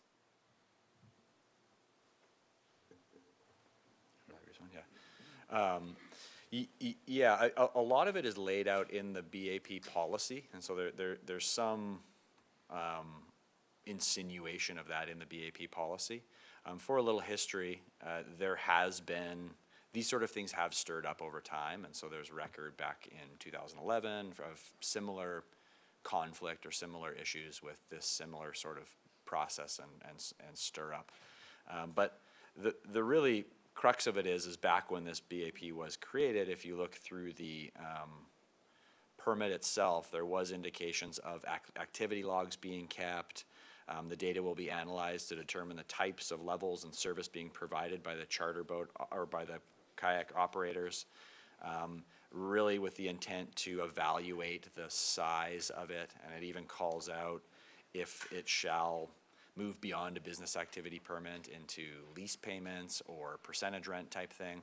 So the policy itself seems to nod towards some visiting of this on a yearly basis or every however long, maybe when this sort of thing stirs up.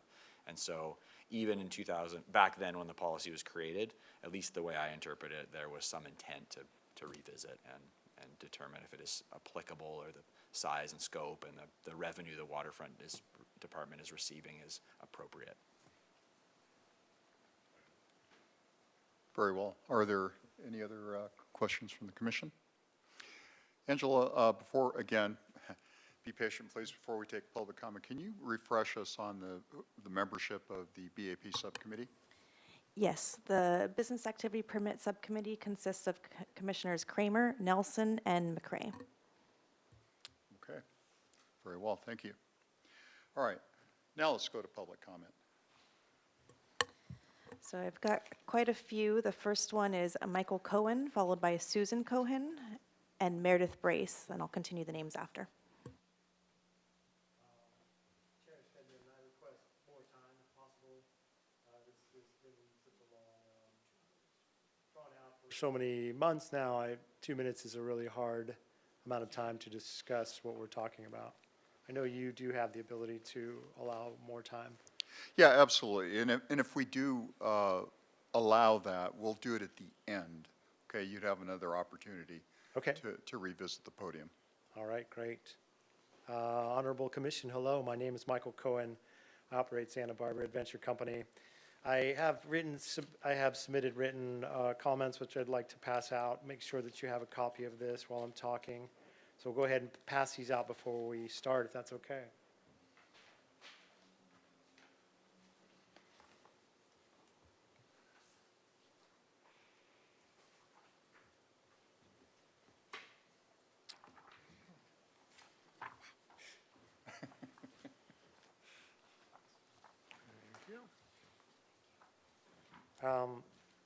Once again, if we could restart the clock, thank you. Yes. All right. I just wanted to urge the commission to please not go to BAP subcommittee. I feel that we have been targeted victims of a targeted campaign by the current leaseholders that started in May of this year, about May 15th. Prior to that, we'd been operating for 21 years with no complaints. We had about 3 complaints in that time, and as Betsy Kramer remembered in 2012, we talked about the use of SUPs. But I have not really received any complaints until the new leaseholders came in, and this permit is actually our access to safe waterways, and we actually host a whole lot of special needs groups that cannot do rentals. And this false narrative that has been driven by these leaseholders who are going to speak next, they really are driven to create more business opportunities for them. I draw to your attention this financial sheet here, which shows the gross receipts happening from that Sea Landing organization. And I've even put in my comparative percentages of income. It really is clear that the winners are the leaseholders. So we're just a small business that's really trying to operate within the harbor, and we've never really had any problems. We did hear strong feedback from Harbor Department, and we were responsive to that. So I really want to say, again, with this short time, I realize my time is up. We'll give you 30 more seconds. I really encourage you, please, to not take us to BAP review. It's just going to yield either removal of the permit or alteration of the permit in a way that's going to cap us. That capping would cause financial harm to a small business that has grown on this business permit for the last 21 years.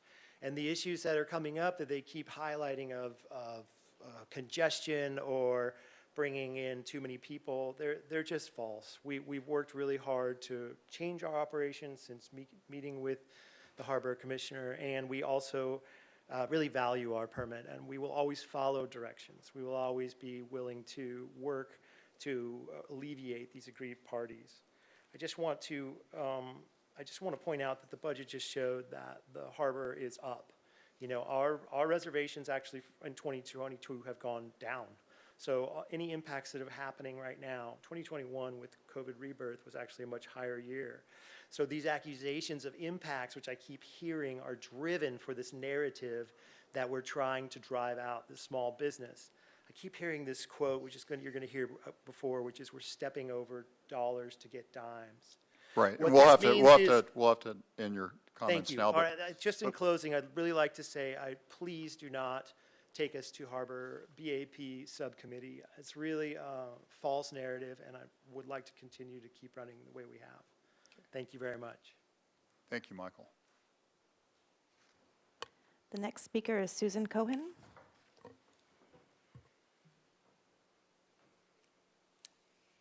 Hello, Commission members. My name is Suzanne Cohen. My husband and I own Santa Barbara Adventure Company. Our company operates under a BAP and has for over 20 years. Our permit with the waterfront has allowed us to grow our business, build a life in this community. It's not easy to survive here. We have invested heavily in building an operation around the goodwill provided by this permit. We just experienced years of stress navigating constantly changing restrictions and economic uncertainty. Our staff is just now finally getting back to some sort of normalcy. And then, out of left field, our small business is fighting for the very right to exist in the harbor at all. Our amazing guides are confused that the same operations that have been exemplary for 20 years are now being criticized. These are good people, they're just trying to do their jobs. If you are a business owner that depends on a permit or a license for your livelihood, then perhaps you can understand. Imagine building a business on goodwill with a government entity for over 20 years. We run a good business. Our staff is dedicated, our trips are safe, and yet here we are. This is not right. We are looking to you for fairness. These are the facts. The city crafted the master plan for the harbor, and they specifically called to support opportunities for tours and recreational uses, which is what we're offering. We have had no complaints regarding blocking the ramp until our competitor moved into the sea landing. We have never had a hazardous navigation complaint. Our safety record speaks for itself. Monopolizing the harbor for leaseholders serves those bringing this complaint and no one else. Impacting a BAP that has been in good standing for over 20 years sets a dangerous precedent for other businesses that are operating in the harbor and depend upon these types of permits. I'll end by saying to our detractors, stop attacking small businesses and start supporting them. We can work together. And to the Commission, you are in the unique position to see through this manipulation and to defend a small business that's doing good work, providing jobs in our community, and growing our local economy. Thank you, Suzanne. Next speaker is Meredith Brace, followed by Kim Malloy and Will Adams. Hello, commissioners. My name is Meredith Brace. I am one of the operators of Captain Jack's Tours. We recognize our privilege and responsibility that goes with access to harbor facilities for our kayaking tours. As many of you know, Captain Jack's is owned by a multi-generational Santa Barbara family, steeped in tradition with a history of civic involvement. We are stakeholders in the truest sense of the word. In operating our tours, we strive to be good citizens of the waterfront business community. We do our best to respect right-of-ways, to park in designated spots, to minimize the time we take to unload our boats, and to be respectful of the time our boats are on the launch ramp. Our tours emphasize the importance of maritime culture in both the history of Santa Barbara and in the present day. We try to educate our guests on the commercial, recreational, and environmental aspects of our oceanfront home. We consider the BAP to be an asset of our business that allows us to broaden our tour offerings. We have consistently operated within guidelines and feel that by bringing guests and locals out on the water, we bring business to the harbor. Other elements of our business include booking whale watching on the Condor Express, sailing excursions on the Double Dolphin, and renting gear from the landing when we need extra equipment. We have certainly never seen ourselves as competitors, but rather as partners in sharing the wonder of Santa Barbara's unique ocean culture. The BAP that allows us to conduct kayak tours is critical to our operation. As we all know, operating a small business is never easy. Any loss to income is a blow. We are hopeful that the commissioners will consider the impact of their decisions on our small, family-owned business. Thank you, Meredith. Kim Malloy. Hi, Harbor Commissioners. Good to see you again. It's great to actually see Meredith here because that's a prime example of working together. Meredith was fundamental during COVID to actually our wine operation. We shared guides, we shared vehicles, we shared clients when we had last minute issues with staffing because of COVID, and working together with her was incredible. That's what we've also tried to do with the landing. As I was actually walking here tonight, I observed the lovely lady who owns the Santa Barbara Ghost Tours. If you haven't gone on her tour, it's incredible. And she was starting her group, and everyone was connecting and laughing and smiling. And it reminded me of our incredible employees and why they do what they do. And it's to connect our guests to the resource. It's why people choose a tour and not a rental. They want safety, but they also just want to be connected. They, especially post-COVID, they want connections, they want to learn.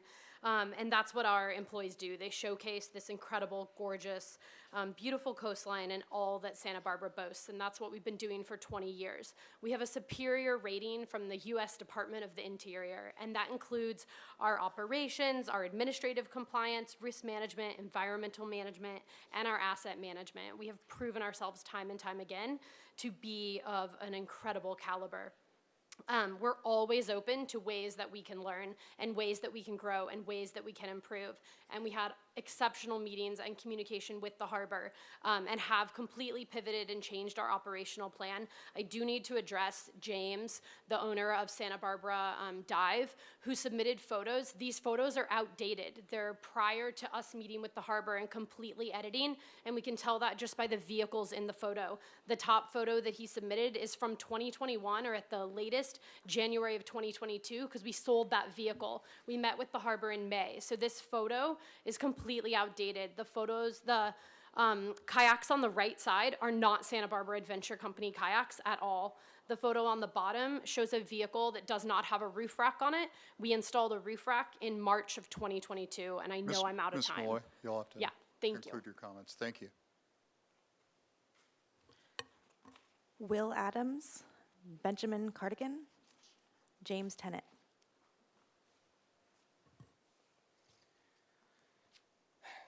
Dear Harbor Commission members, my name is Will Adams. I'm the marketing manager for Santa Barbara Adventure Company. My dream came true when I finally moved to Santa Barbara 7 years ago. Prior to that, I'd been visiting SB my entire life. I have grandparents that have now lived in Santa Barbara for over 40 years, followed by my aunts, uncles, and cousins.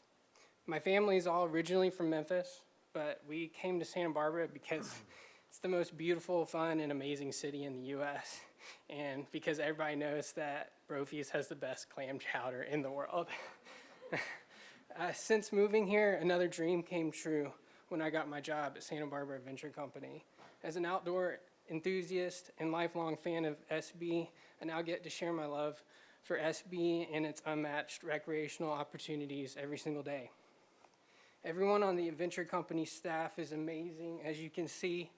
They are some of the most diverse, friendly, and interesting people you'll ever meet, and we all have a passion for the outdoors and love sharing the best about Santa Barbara with others and take much pride in our work. Visitors and locals alike join our harbor kayak tours to escape the stresses of everyday life, experience the serenity of being in nature, and get an extraordinary view of Santa Barbara from the ocean. We take groups of young students on our harbor tours. We get them off screens and instill respect and admiration for our local environment. Our guides promote a deeper understanding and appreciation of our local culture, history, and ecology. Harbor Kayak Tours have been a Santa Barbara Adventure Company staple and core offering for over 21 years, and losing them would lead to fewer hours and potential layoffs for a number of our staff. There are a lot of people, including good, hardworking Santa Barbarians, who this decision affects. We're just getting over a pandemic and in the foreshadow of a potential recession. A little job security would mean a lot to our team so that we can continue offering incredible experiences here in Santa Barbara. Thank you. Thank you, Will. Benjamin Cartagena.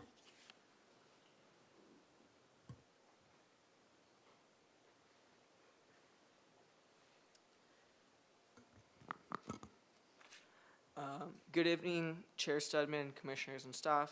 My name is Ben Cartagena, and I've worked at Santa Barbara Landing since about late summer of 2021. It was all still owned and operated by the Santa Barbara Sea Landing. Now it's transferred over to Santa Barbara Landing. My daily duties include everything from selling dive gear to booking whale watching trips.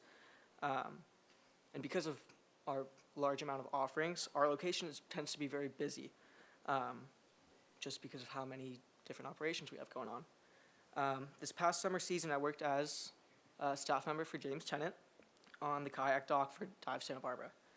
Every weekend, including holidays, I was in charge of providing safety and area briefings to all of our renters prior to sending them in and into the water, as well as being in charge of bringing them out of the water safely. It is the second one of those duties that has been a struggle during peak hours due to the high volume of traffic caused by Santa Barbara Adventure Company's unlimited use of the launch ramp.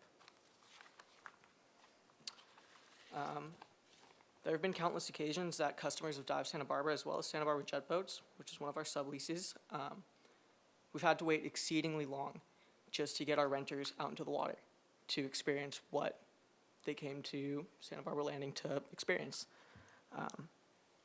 They're waiting exceedingly long because we have a large number of kayaks sitting in our area coming from the launch ramp.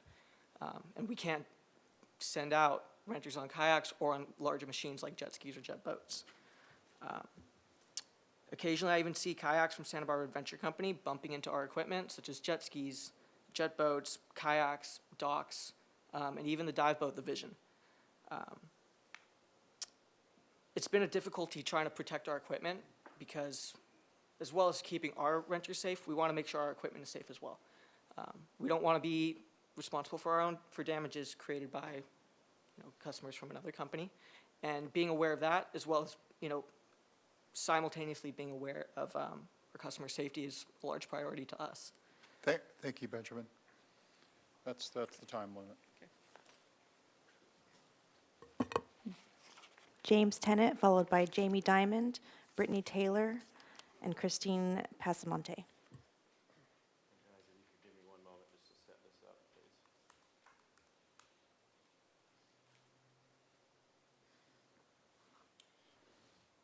I do want to start that, good evening, Chair Chapman and commissioners and staff. The photos that are going to be playing are mostly for reference. They are taken over years, but it's just to show the impact on the harbor. I'm James Tennant. I own Dive Santa Barbara, which has operated for 37 years out of the Santa Barbara Landing location. I want to state that as a small business with only 2 employees, I know how difficult it is operating a business in Santa Barbara, and I'm not trying to put anyone out of business. I'm here because I agree with the BAP process, and it was a great solution to improving offerings in the harbor. However, I don't think that the BAP permits were issued, when they were issued, the waterfront ever imagined that holders would grow to such levels of having 60 kayaks that would block, or 60 kayakers that could block public access to public facilities, and then also emergency access to beach and other areas. In contrast, there's another smaller BAP holder in the room who are acutely aware of the public when they're operating their tours, even going as far as teaming up with other harbor tenants to offer additional kayaks for larger groups to help mitigate the impact on the public access. Another problem with large companies like Santa Barbara Adventure Company using a BAP is it costs $250 annually, whereas harbor tenants are paying 5 to 10% on gross rental sales. I have to compete with Santa Barbara Sailing Center and Paddle Sports on the other side of the harbor, both who pay the same fees. But I'm also competing with a large BAP holder that can pay $250 and send out over 30 kayaks at one time. They have way less overhead than other harbor tenants, no city percentage rent, and essentially are free to use as much of that space as possible. In the report submitted to the council, Michael Cohen did say that he was a small business operating tours comparatively to other harbor tenants. I think this is a big kind of mislead. Santa Barbara Adventure Company offers tours throughout the Santa Barbara area, and they have the sole concessionaire to Channel Islands National Park, which is worth millions of dollars. This is not a small business. This is a large business that has grown from the BAP permit, and I would like to put it to the commission just to reevaluate what qualifies for a BAP. Small businesses or corporations that really need a lease space within the harbor. Thank you for your time.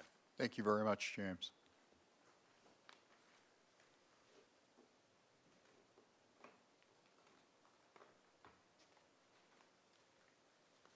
Jamie Diamond.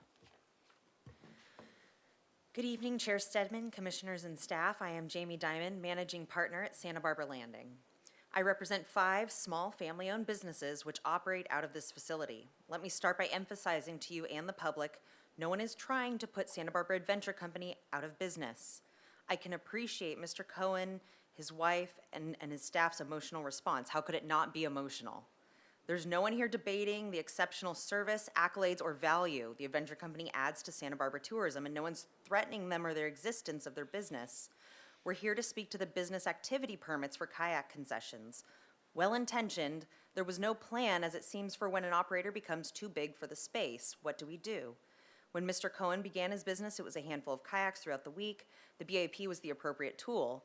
It wasn't intended for someone launching 50-plus kayaks at a time, taking over the only public ocean access point for hours, making it difficult for other businesses and the public in the area to safely operate.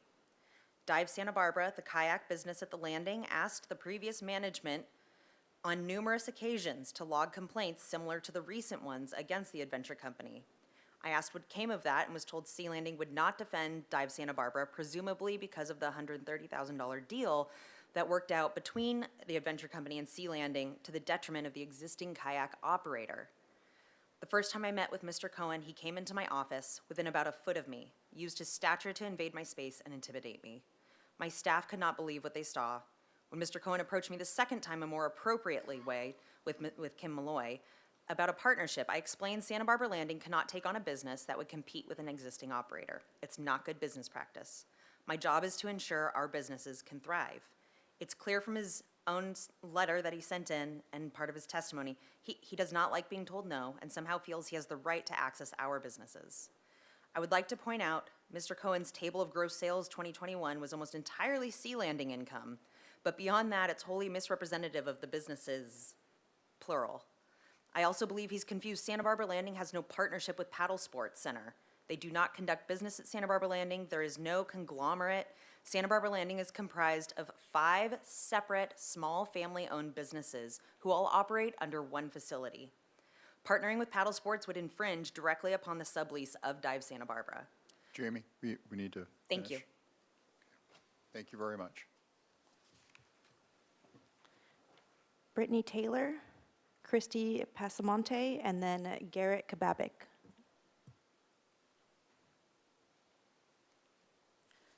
Good evening, Commissioners. Before joining Santa Barbara Adventure Company in 2018, I joined the Santa Barbara community in 2012 as a student at UCSB. The spirit of the community and its effort to support outdoor recreation, conservancy, and small businesses were just a few of the reasons why I decided to make it my home after spending 20 years traveling the country.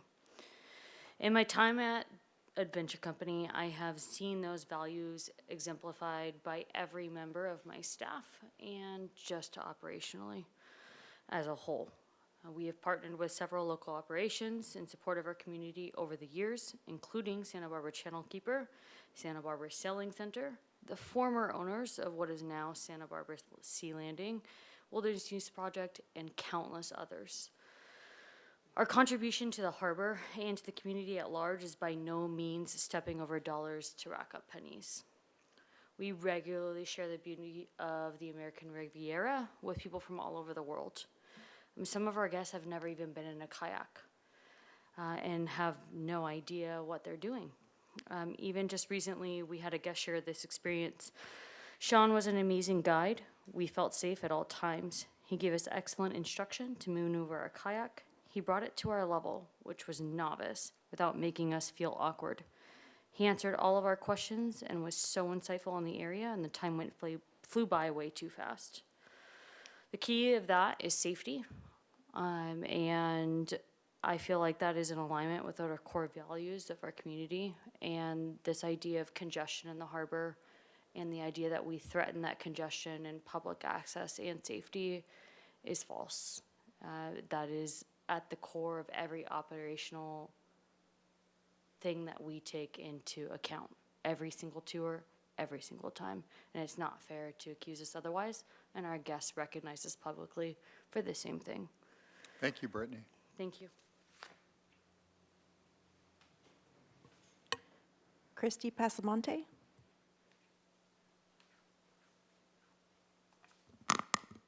Good evening.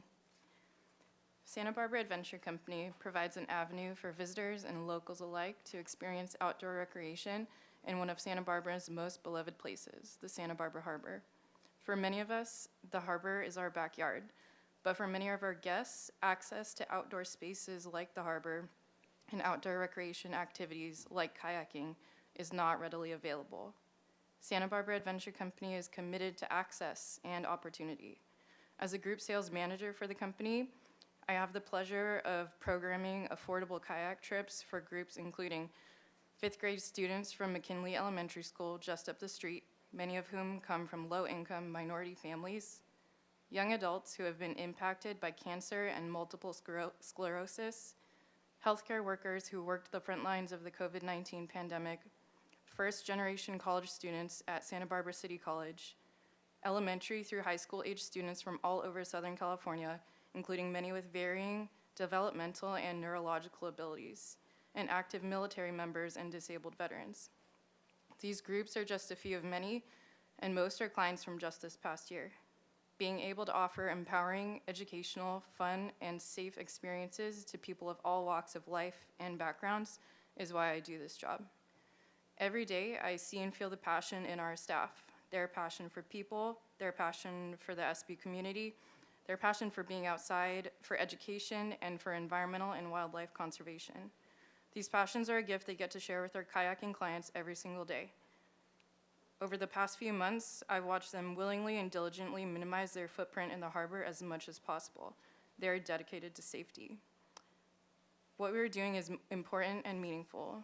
I sincerely believe that without our harbor operations, the city of Santa Barbara and the community at large would be at a regrettable loss. Thank you. Thanks, Christy. Garrett Kababik. It appears that you're self-muted at the moment. Good evening, Chair Stedman, commissioners, and staff. I apologize for joining you remotely. I just had the joy of welcoming my second child to the world on Sunday, and so I'm spending time with my family here at home. I had intended for my previous testimony to stand as my statement on this matter. I was informed this morning that Mr. Cohen had leveled a few untrue accusations in his written comment that you have in front of you. I do not have an open line of communication with Mr. Cohen, as he would suggest. We did not meet in the spring, as he stated in his comment. That is not true. His office manager, Kim, asked for a meeting, and I agreed to meet with him. However, it was only Kim and Chrissy that attended, and Kim stated he was no longer involved in day-to-day operations. I'm not sure why Mr. Cohen made this false statement, but it's worth noting here that we did not meet in person, as he stated. Paddle Sports, which my wife and I own, is a small family business. As Jamie mentioned, all the businesses at Santa Barbara Landing. It has no affiliation with the Santa Barbara Landing other than my interest at the Santa Barbara Landing, and it never has. Mr. Cohen's accusation of a conglomerate is factually incorrect, as are the gross sales shared in this document in front of you. In addition, I only became involved in SBL in October of 21, which kind of shows you that some of those numbers are just impossible. Channel Islands Expeditions, which I partly own and recently took over the dive boats, is a sublease at SBL. It is entirely a different company with its own set of shareholders and partners. It is true that I recently became aware of the shared space issue when I became more involved at the east end of the harbor. I was personally doing all the food shopping for the boats last season. I had many issues with congestion trying to load and unload food from my trucks into the fridges as soon as possible in the hot sun. This was an issue that James also mentioned was he was having, so we brought it up to the waterfront department so that they were also aware of these issues from previous complaints. They were asked not to block the boat ramp, so they moved over to West Beach. West Beach is owned by or managed by City Parks and Recreation, and Cal Coast Adventures has the exclusive use. I used to have that permit. It's very important that we don't allow other operators to work from West Beach, or else we open it up to anyone. Here are the facts as I see them. The city's plan in 1997 has changed. The BAP holder is to use the public ramp and follow the rules of the ramp, which limits them to 15 minutes at any one time. Venture company has been warned and been asked not to stay there for longer than 15 minutes, and they continue to break this rule. The West Beach concession is a concession, not Santa Barbara Adventure Company. Therefore, no one else can use the West Beach, including Santa Barbara Landing, myself at Paddle Sports, or any other kayaking company. There are currently 3 leases that pay for the physical space: Sailing Center, Paddle Sports, and Dive Santa Barbara. This discussion, Mr. Kababik, your time is up. the waterfront department has 3 traditional leases in front of them. I just Is that it? Okay, That's the end of the public comment. all right. Before we move on, did you have anything else to say? And I'll give you equal time too. Okay. Just limit your comments to 2 minutes, please. Just want to say that this creates a dangerous precedent where large leaseholders can come together and lobby the Harbor Commission to affect small business owners. There's 63 BAP holders, and if this is affecting one BAP holder, it should be equally brought across all BAP holders. We have done a wonderful job trying to work with the Harbor Department to alleviate their concerns, but we continually are being harassed. Please do not support this harassment. Please see the letter that I had posted that clearly states all of the interactions that we've had down on the harbor ramp, that we have continually avoided to try to have any conflict and continually gone back to Harbor Department. It is clear that they are driven to try to affect our BAP in a negative manner for financial gain. Although they are working together, Paddle Sports and all of these companies are in conglomerate to try to take over the harbor kayak market. So I can't stress enough that we have been doing a great job. We have 15 letters of recommendation from community members here supporting us operating in the harbor, and we are taking care of groups, as Christy pointed out, that are high needs. Everybody else in the harbor is producing kayak rentals, which are very unsafe. We know that kayak rentals cause the largest amount of obstructions to waterways and near misses. So I really want to just remind everyone here, we are providing a good service in the harbor for the last 21 years, and this has never been an issue before May of this year. Please help me to understand that by not pushing this to BAP subcommittee. Thank you very much. Thank you, Michael.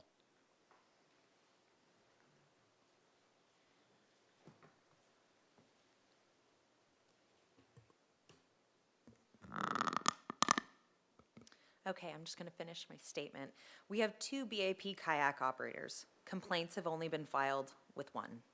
That should speak volumes. There are no issues with any of the other 5 kayak operators in the harbor area, whether it's BAP or leased. There's also no issue with any of the other BAP charter operators or other businesses. The Harbor Commission, I believe you are looking for a fair and equitable solution for all. The BAP needs to be revised or rebuilt in a way that does not put one harbor business at a distinct advantage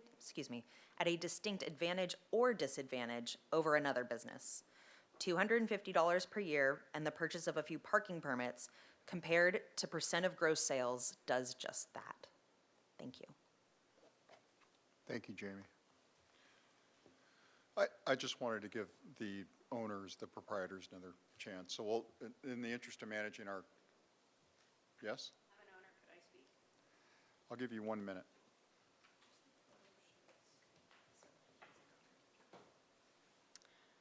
I just want to point out that the leaseholders in the harbor are paying also for all the benefit of being in the harbor. If you are renting kayaks right by the ramp, that is very different than if you are on Haley Street. So we pay open market rent to all of, to Santa Barbara, which is not cheap, much, much higher than actually the rents in the harbor. We would love nothing more than to have a space within the harbor where we could operate, and we would gladly pay those fees. Thank you, Susan. Chairman Stedman, with respect, I do own Dive Santa Barbara. Would I be allowed 1 minute for a brief comment? You may have 1 minute.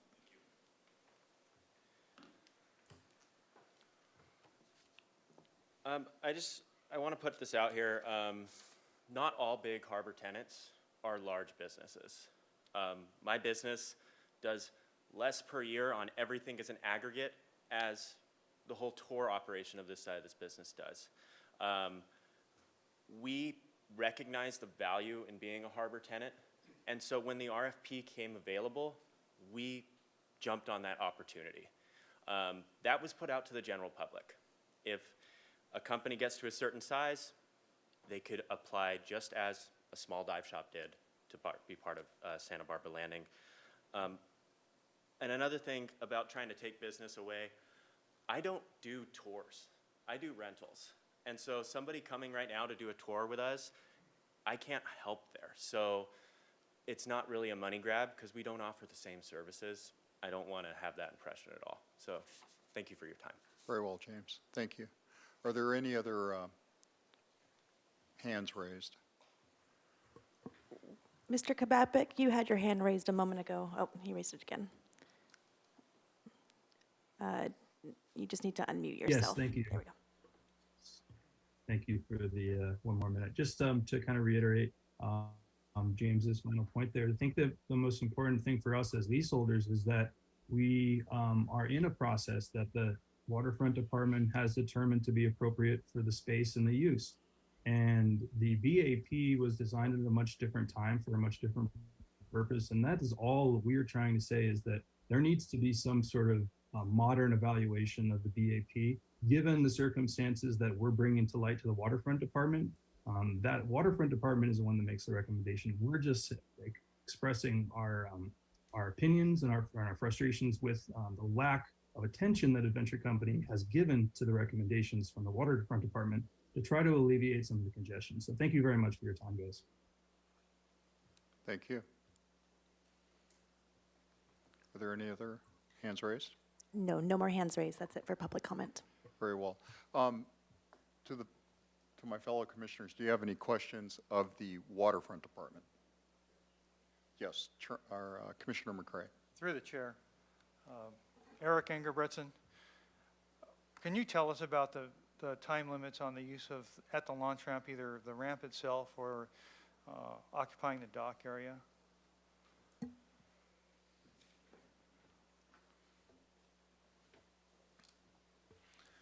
Chair Stedman, Commissioner McCray, yeah, it's 30 minutes at the launch ramp. Thank you very much. Commissioner Nelson? Since we asked for a stab at mediation, which obviously didn't take place, but you did meet individually with each side of this dispute, were there, when you asked Santa Barbara Adventure Company to do a number of things, did they do that? So in terms of the instructions you gave them to address this situation, were they responsive or at fault? Commissioner Nelson, I'll take that. As you can see, there's a lot of tension with this. So mediation, discussing with both sides, hasn't been extremely fruitful. We have an excellent, well-intentioned body in the Harbor Commission who can hopefully help with this. When we met with Mr. Cohen in the Waterfront office, I don't know the exact date, maybe 3 months ago, they expressed significant amount of concerns with not being able to meet the 30-minute limit. There was somewhat of a loose stopgap decision to clear out of the launch ramp and move on to West Beach. The other gentleman who spoke was correct. The beaches are permitted and overseen by the Parks and Rec Department, and so we are sort of treading in some awkward space. Where the mediation left was, hey, we're going to bring this back to Harbor Commission and potentially to the BAP subcommittee. Can everybody just get along for a little while. And so that's kind of where we're at right now. So I respect the thought of having a third-party mediator come in and solve this all, but we try and deal with those issues at a staff level and a Harbor Commission level. You guys are ultimately policy advisors that can advise us on a mediated solution out of this as well. So would prefer to not take that out of your hands at either spend dollars, time, effort on a third-party mediator when we have a very competent group right So are you suggesting we bring both parties in to try to solve this operational problem for you? No, as per any policy decision, I suggest that you as a Harbor Commission, after hearing this evidence, after hearing everything in totality, make a decision if it warrants having the BAP subcommittee meet to further address the policy. Our only way to control this sort of thing is through policy changes. That's what we enforce. That's how we govern this sort of stuff. If it rises to the level where you as Harbor Commission thinks that this is a valid reason to embark on policy change, by all means, we would appreciate an action to either do so or not do so. Very well. Are there more questions from the commission? All right. Anyone else's hands raised? Not at this time. Okay. Let's move on then. I have a proposal. I don't think this requires one, Yes. but I propose that the BAP committee do schedule a meeting, and I would welcome a second. I second your motion, but I would like to say that we probably, in listening to Attorney Doimus a little bit earlier, we should probably just agendize that for the next meeting. Would you concur with that? I would, Chair Stedman. Okay. Right, I believe that you can just, you can actually go ahead and schedule Yeah, such a BAP absolutely. committee meeting. So why don't we Thank you. take a quick vote? We have a motion and a second. All those in favor, say aye. Aye. Aye. Aye. Opposed? Abstentions? All right, very well. Merritt? All right, are there any other questions or comments from the commission? Yes? Chair, just to clarify the motion, that was a unanimous motion to convene a meeting of the Business Activities Subcommittee in the future. Yes. Thank you. Yeah, and just, I was covering our bases with Attorney Doimus in case we had to inject, an agenda item first, but it sounds like we can just move it straight to scheduling the BAP subcommittee. Are we allowed to discuss what the nature of our deliberation would be I think we shouldn't take the commission's time tonight Okay, to discuss all right. that. All right, are there any other comments or questions? I'd just like to say, I think in regards to mediation and arbitration, I think the fact that we do have a standing subcommittee for business activity permits, and this might not be something that when they meet, it has to be revised. That subcommittee could serve as the possible mediation for the two groups. So yeah, I would agree that I think that having the waterfront schedule, the business activity subcommittee meeting to mediate between the two parties is a good idea.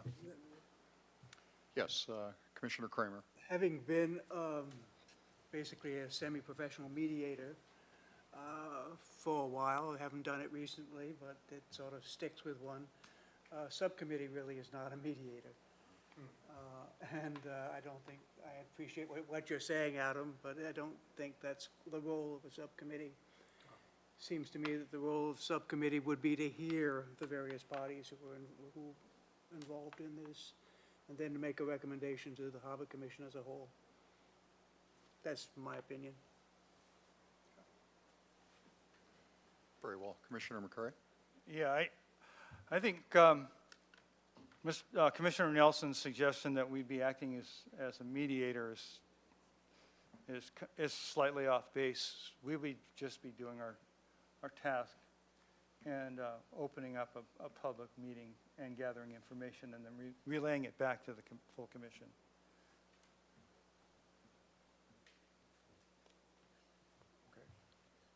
All right, very well. Any other comments or questions?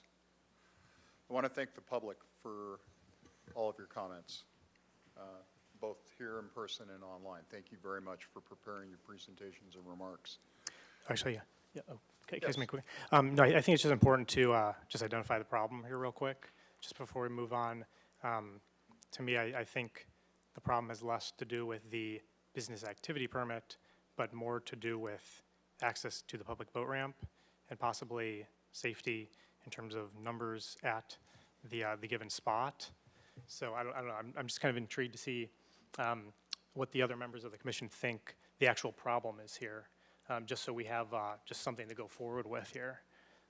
Because that's my opinion. I don't think, you know, I think the business activity permit is in good standing right now. They don't have real estate of the harbor, and that's the factual reason why they're not paying % of sales. And you know, the business is good, and it seems kind of silly to me to have the waterfront be essentially penalizing or taxing them for the good business. But I'm just kind of looking at all the public comments that were given over the last few months, and I don't think that's the problem. I think the problem is access to the ramp and really just the amount of kayaks in this area. And I just am looking, like I said, the commission to identify the problem here. Is the problem with the boat ramp, or is it with the business activity permit? Because I see the problem being with the boat ramp and the amount of kayaks. But curious to kind of what the other commissioners are seeing here. So I'm glad you opened that up. Go ahead, Commissioner Nelson. I didn't really want to get into the discussion tonight, but No, my approach is not different than what Adam is discussing here, is that I think the business activity permit program is really important. That, you know, our harbor, call it a port, is a center of commerce. And to have all of these small businesses operating out of our port has an economic impact far beyond the value to the waterfront department's budget. So that's why I hate to see us start down a path to, you know, put a lid on those small businesses, particularly if it's a situation where it's about carrying capacity and the ability of the boat ramp to handle X number of boats or Y number of boats. And I would think that we've got a very talented waterfront department and harbor patrol who could weigh in and discuss what's going on there as to whether or not unsafe conditions exist, or it's impossible to have the number of kayaks that Santa Barbara Outdoor Adventure Company has, as well as the activity that's generated by our tenant. I kind of, rather than us just sitting down and inviting everybody in, I would like to have kind of a technical analysis of what the situation is. So I'm sort of in Adam's camp on deciding what is the problem that we're trying to solve before we immediately open up whether or not we want to continue to promote small businesses in the harbor. I'm pretty confident that the composition of the subcommittee, that is Commissioners McCray, Kramer, and Nelson, will be quite competent at not only creating the thesis statement, but conducting fair and thorough proceedings. So, and I'm sure the waterfront department will cooperate with any information or data that's necessary for that subcommittee to operate efficiently. Are there any other comments or questions on this matter? I don't have a solution to it, as I know these processes can take time, as I'm experiencing. And in the interim, obviously there's heated feelings on how we should proceed before we have any sort of opinion from our committee, but just the thought and effort of all the parties involved to try to work together until we can have something more official or from us, because as a small business owner, I know things with the city seem to take a really long time, and so if you can kind of hopefully bear with us and be reasonable to each other while we work on that, I think would go a long way in finding a good solution. It's a great comment. Commissioner Anderson, thank you. Any other comments? All right, very well. Let's move on to our next agenda item, which is department update. Thank you, Chair Stedman. We can move, this is all pretty light and we can move through it pretty quickly, but do we need a break or do you want to just get through this? Would anybody like a break? This group is tough. Okay, yeah. I just want to go. All right, well, it's working already, so by design, we've now moved the department updates to the end. It's a little lighter, a little quicker, so the meat and the business is taken care of at the front. So I'll round it out with our department reports. Next slide. So on August, one more back. On August 27th, Saturday, August 27th, a survey team from the U.S. Navy came to Santa Barbara. Really, the main point of the visit was to gather information if Santa Barbara and Stearns Wharf is a suitable location for the commissioning of the recently built USS Santa Barbara, which is a littoral combat ship. So it's kind of a really odd, unique-looking combat ship that's about 400 feet long and 100 feet wide. Number of U.S. Navy personnel came, including the executive officer of the USS Santa Barbara, so pretty high-powered Navy team. A number of Navy League members were also present. Waterfront and Harbor Patrol arranged for the use of a boat. So as you can see in the photo, we took this group out and kind of surveyed Stearns Wharf, surveyed some anchor points, really just for them to get an idea of what would be required to potentially have this ship visit Santa Barbara. They do have some concerns with Stearns Wharf, depth, security, and really kind of going to the effect of what this commissioning would be. A commissioning of a ship is a big deal. So that really is kind of a 1,000 to 2,000 person event, a multi-day event where the ship is tied off. There's processions, there's ceremonies. It's really quite a big deal. The alternate location for commissioning of this ship would likely be Port Hueneme to the south.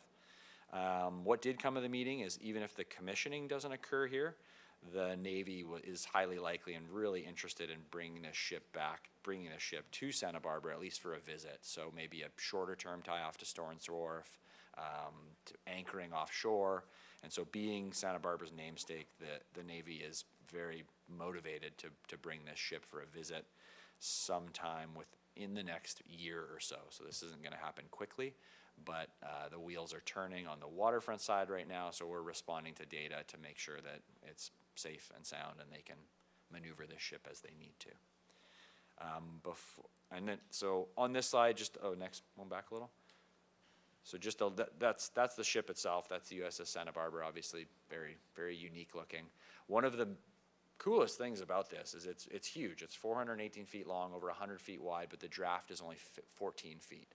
So this big of a ship is designed to come into extremely shallow waters, which would make it possible to tie something like this off to Stearns Wharf. So very unique. Before I move on to my next topic, any questions on the USS Santa Barbara? All right. As Commissioner Hanrahan mentioned, so a brief update on our fall 2022 cruise ship schedule. So cruise ships will be returning for the fall program. Tomorrow was actually supposed to be our first day, but the ship that was scheduled for the 16th did cancel. Posted here is our schedule of fall visits. So our first ship visit now will be on September 22nd. We have 16 ship visits scheduled for the fall. As you all know, we paused the cruise ship program for 2 years through COVID. We had a successful return to the cruise ship program in the spring. We had 14 visits with no incidents and just a lot of positive feedback from the operators, the cruise lines, and so it was nice to see that we were able to stand up that program again effectively and all the pieces fell into place.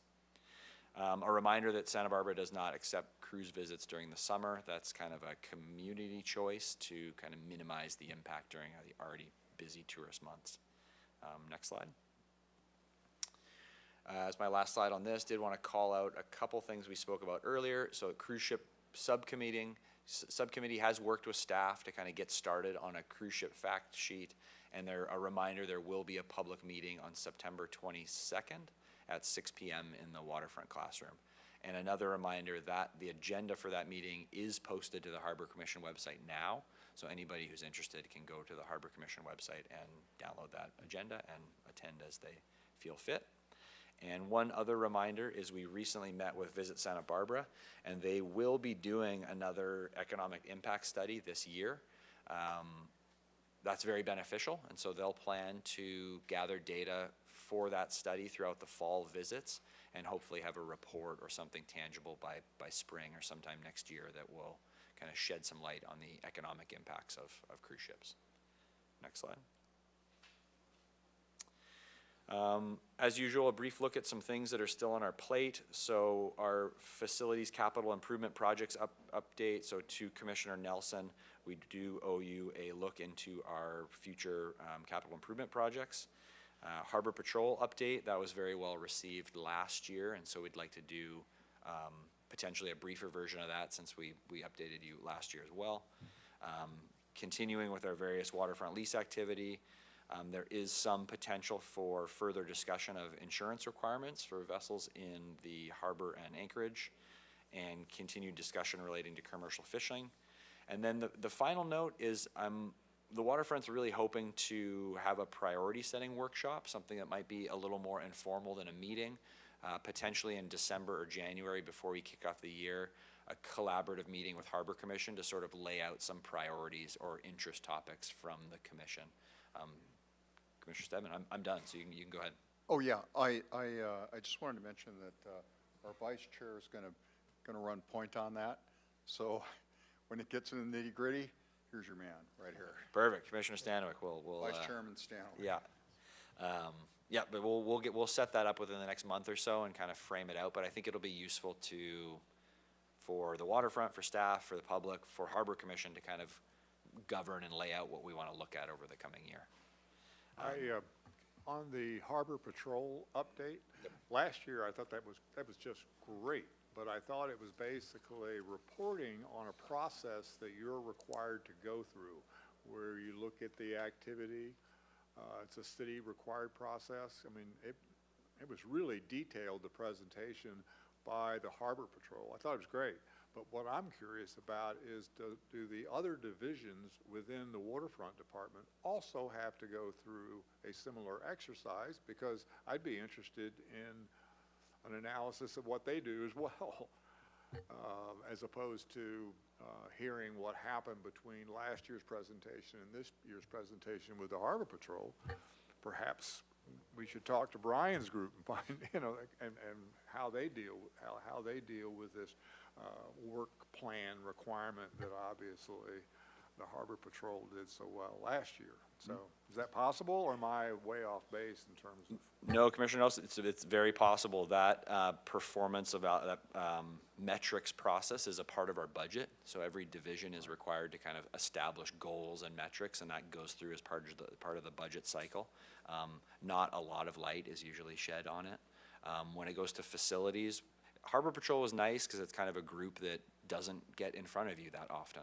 Facilities, capital projects, all of our business, our leases, that sort of stuff.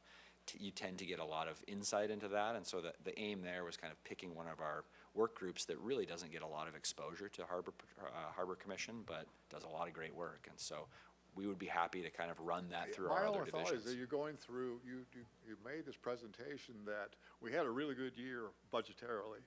We kicked butt, it's great, but you can't count on that, it's uncertain, and we really have to be careful about how we conduct our budgeting.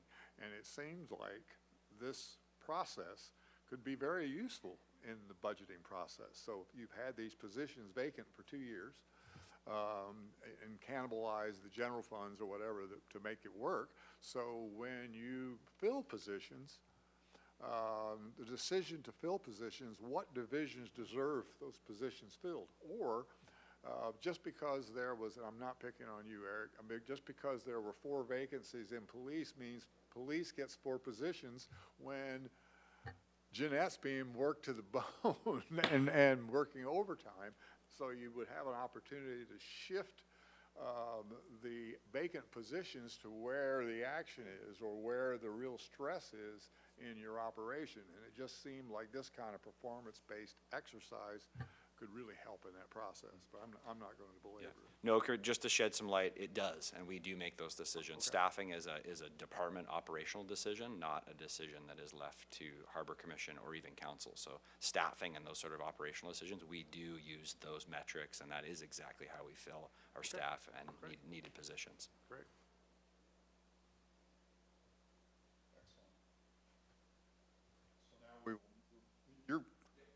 You're done, right, Director Wiltshire? To Mr. Adair for his facilities update, sorry. Yes.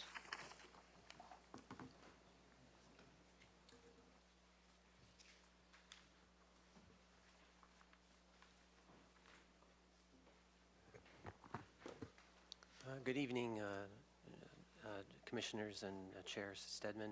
My name is Brian Dare, Facilities Manager at the Waterfront. Tonight, I just want to give you a quick update on some things that we either accomplished or we're working on.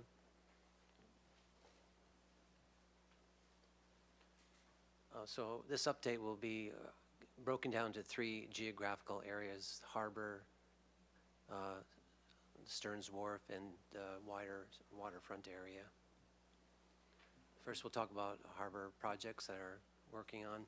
As you know, we're remodeling Marina 2 restroom mostly for ADA compliance and supporting the community at wide. This project got kicked off towards the end of June. We got rolling, but we had to wait for Southern California Edison to be available to help us relocate the power supply to a new meter panel. So we were on hold for over 3 weeks, but luckily that got accomplished today. So now the contractor can get rolling again, and we will hopefully have this restroom back in operation by mid-October. Something that we noticed is that the city pier where the fuel dock is, we had a lot of commercial vessels coming in, a lot of commercial vessels that support supplies to the offshore oil platforms, and they were filling up these large water tanks. So we didn't think that would be fair to take resources from the city, so we installed a 2-inch water meter now that it's a sub-water meter, so that the fuel dock will be charged the amount of water that they consume, and if they want to go to start charging their customers. But it was something that we thought it was time to address, and we got that accomplished. We also just want to make sure that my maintenance staff is very conscious about water conservation, and because I see some of the utility bills, and water is almost as expensive as electricity, so it's very good to be conservative and sustainable. So I just want to point out that the maintenance team is working very well to inspect and look for water leaks. A lot of our water supply lines are underwater. It's very hard to see if there's a leak or not, but we find leaks, we repair them, and if there's something that we can do to improve the reliability of those water lines, we do so. So I just want to point out that on some things you don't hear or see about, but we're actively pursuing. As far as marina replacement efforts, we had a board broke. Someone stepped on a board in Marina 3, and that brought to light that, hey, we better go around and inspect each board one by one instead of having a big project to replace a third of a marina or whatnot. We inspected all the boards, and we found 186 boards that could be a potential liability. These deck boards kind of rot from the underside up, so when you look at it from the top, you really can't see. But I just want to point out that maintenance crew, again, went out and identified these boards, and we're replacing them as fast as we can buy material. Also, we tried to replace dock slips. These are the docks between each boat. We call dock slips. And we try to target 10 a year, and we've replaced one so far. We have to wait for our annual material order to come in to pursue that further. The next geographic area is just Stearns Wharf. The sewer lift stations, we collect black water in these tanks below the deck of the Stearns Wharf, and we have to use compressed air on 3 of the 4 to lift the fluid up so it goes downhill by gravity. Anyways, they are supported by 2-inch, it's supported by compressed air, and we use 2-inch diameter pipe. And last year we replaced 300 linear feet of that pipe, and this year we completed the other 300 feet. So that's done and out of the way. Another kudos to the dive team is that the Stearns Wharf has 2,300 piles, and every summer the dive team of 4 people, we inspect 780 piles this summer. Out of that, that's 34% of all the piles. Out of that, 30 of the piles, we're going to make a priority to replace them or to put a jacket around them to extend the life of them. And a lot of these piles, anyways, I would just want to say the dive team works really hard, and very proud of them. Another project that we did recently accomplished is that the public observation deck had a lot of dry rot, termite infestation, and it was an eyesore. So with the help of Mike Wiltshire's approval, we spent $80,000 to renovate that balcony, and so the public really enjoys it. So that was a really good project. It was a safety issue, and just a really good project. But just want to give support and recognition for Nels Anderson for leading that project and seeing it through. You really don't know what you're getting into until you open up the walls and panels and really look what you're into. So there was one change order that caused it to go up to $80,000, but it's expensive to do repairs, but we felt it was necessary. It was time to address this issue. Waterfront in general. Lynn Marich, our existing project engineer, she's working on a project with the help of Public Works to maintain and upgrade Chase Palm Park parking lot. And by next Tuesday, we'll have patched, do asphalt patching, crack sealing, slurry sealing, striping, and doing some ADA upgrades as well in that parking lot. But it's been great working with the Public Works Department and trying to find ways to do what's right, but also save money from a larger scale projects. So I wanted to also thank the Parks and Recreations Department. They do some, we see some of our landscaping areas are needing attention, and they've always been supportive and always come to our rescue. And some examples are at the Ledbetter Beach. There are some planter box islands really close to Shoreline Cafe that they did a renovation project there. Not a lot of expense, but a little bit of attention goes a long way. And also around the boat ramp area where cruise ship passengers unload and load, and along Cabrillo Boulevard, they did a really good job of just sprucing it up and making it look better. So we're trying to raise the standard and make our visitors have a better experience here at the waterfront. Any questions?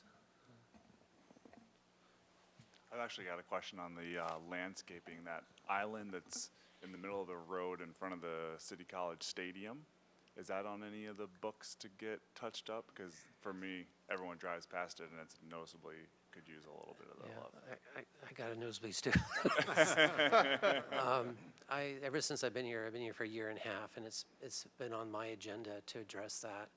Unfortunately, it's outside of our jurisdiction. It's with the City Transportation Department, Streets Department, but I've had 3 or 4 meetings with them, so I keep pounding the drum and offering resources and asking for a plan, and but we haven't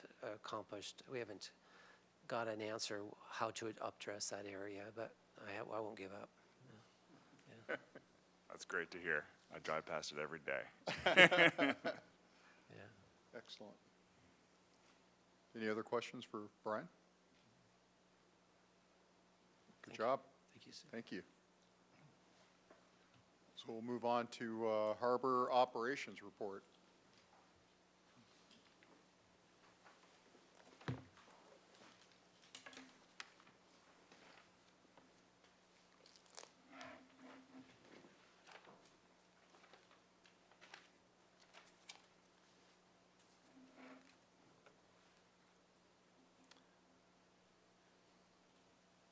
Good evening, Chair Stedman and Harbor Commissioners. I guess I'm last but not least. This will be a really brief report of the Operations Division. Just a quick recap on the Santa Barbara to King Harbor race. As some of you might know, it is the largest sailing regatta of the year for Santa Barbara Harbor and starts in Santa Barbara and ends at King Harbor in Redondo Beach. The 81-mile race begins this year. It was at noon on Friday, the 29th of July, and the first finishing vessels arrived around 11 p.m. the same evening. Out of the 75 racers that we had 6 locals who placed in various categories. We had trifecta, skippered by Laura Schlesinger, and she took first place in the PHRF division, 6th overall. We had the sailing vessel Fuego, Tom and Sheila Coolin. They placed 3rd on the PHRF-B class, and Epic by Vance Newell placed 2nd in the PHRF-C, and Argo 4, Ken Keating and John Vincent. They placed 2nd and 10th overall, and Sundowner Derek Freeland, first place in the ULDBC, 7th overall, and Rock and Roll Bernie Gerard, 2nd place in the ULDBC, 9th overall. Just want to give a big shout out to Sharon Green, who takes these incredible photos and shares them with us.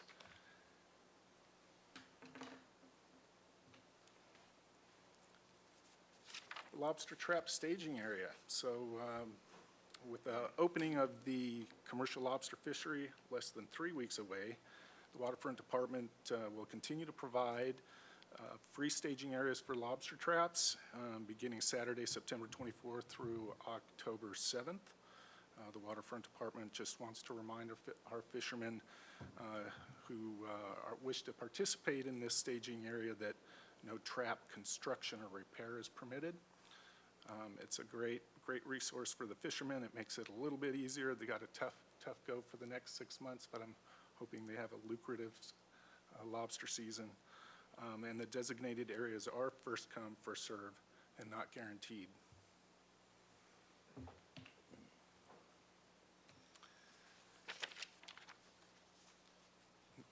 Santa Barbara Seafood Festival, 19th annual.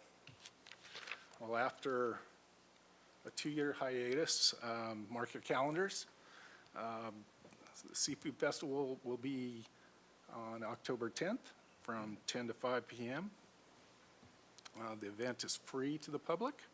Local seafood, live music, maritime education, children activities, vessel tours, and of course we have tons of volunteers from our fishermen and local groups as well. Folks can come down and buy direct from our local fishermen, the lobsters, crabs, shrimp, sea urchin, oysters, and the fresh seafoods prepared on site. You can get lobster, crab, shrimp, uni, albacore, clam chowder, paella, fish tacos. And one of the unique experiences of this event is that you can purchase a live lobster and have a fisherman boil it up for you and prepare it for you on site. It's really neat to have that. So mark your calendars. It's a great event, and hope to see you all on the 15th of October. And that concludes my brief report, if there's any questions. Wow, any questions from the commission? No, just putting it in my calendar. All right. Yes, Commissioner McCray. First of all, it's great to see the Harbor Festival come back. It's been a few years. We have a new master of ceremonies. Thank you, Eric. And I also want to mention the tremendous contribution that our harbor staff makes to that, both in organizing it, but also there are chop shop pros in there, and they actually play quite a large role in making sure that people are able to get that fresh seafood and end up eating it right there on the waterfront. From live to the plate, quite an excuse me, quite an operation. And I do have a question with respect to the lobster staging.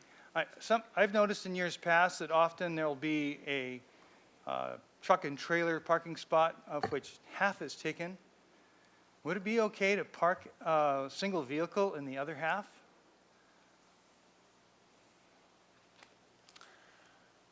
Chair Stedman, Commissioner McCray, I would have to look at the map and see who all we have this year. I know right now all the spaces are full, but it's something that we could consider. I don't want to change the wheel too much just because we're getting back after 2 years. So it's certainly a possibility, and we can look at that a little more.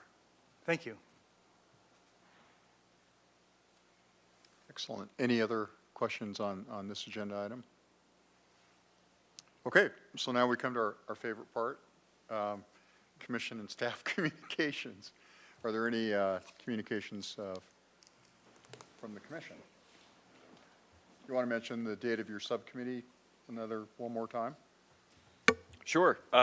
Thursday, September 22nd at 6 p.m., the cruise ship subcommittee will be having our first subcommittee meeting in the waterfront classroom, upstairs at 125 Harbor Way. Excellent, excellent. Staff?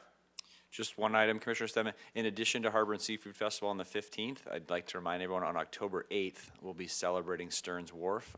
There will be fireworks, so fireworks at 7 p.m. And then walking back from that, live music, deals, specials. Santa Barbara Opera is going to be doing a performance down there in the day. And so we are just starting all the marketing for that. So you'll probably see it on either radio or in the newspaper, and it'll have all the details, but October 8th, so back-to-back events. Excellent. Well, I wanted to just take one moment to thank everybody again, the public, of course, but also staff, and welcome John Doimus. It really is good to see you again, John. And also for everybody adjusting to our newly engineered agenda and format, and for our new vice chairman for stepping up to some new responsibilities. So thank you very much, everyone. Is there a motion for adjournment? So moved. All those in favor? Aye. It's unanimous. We're adjourned.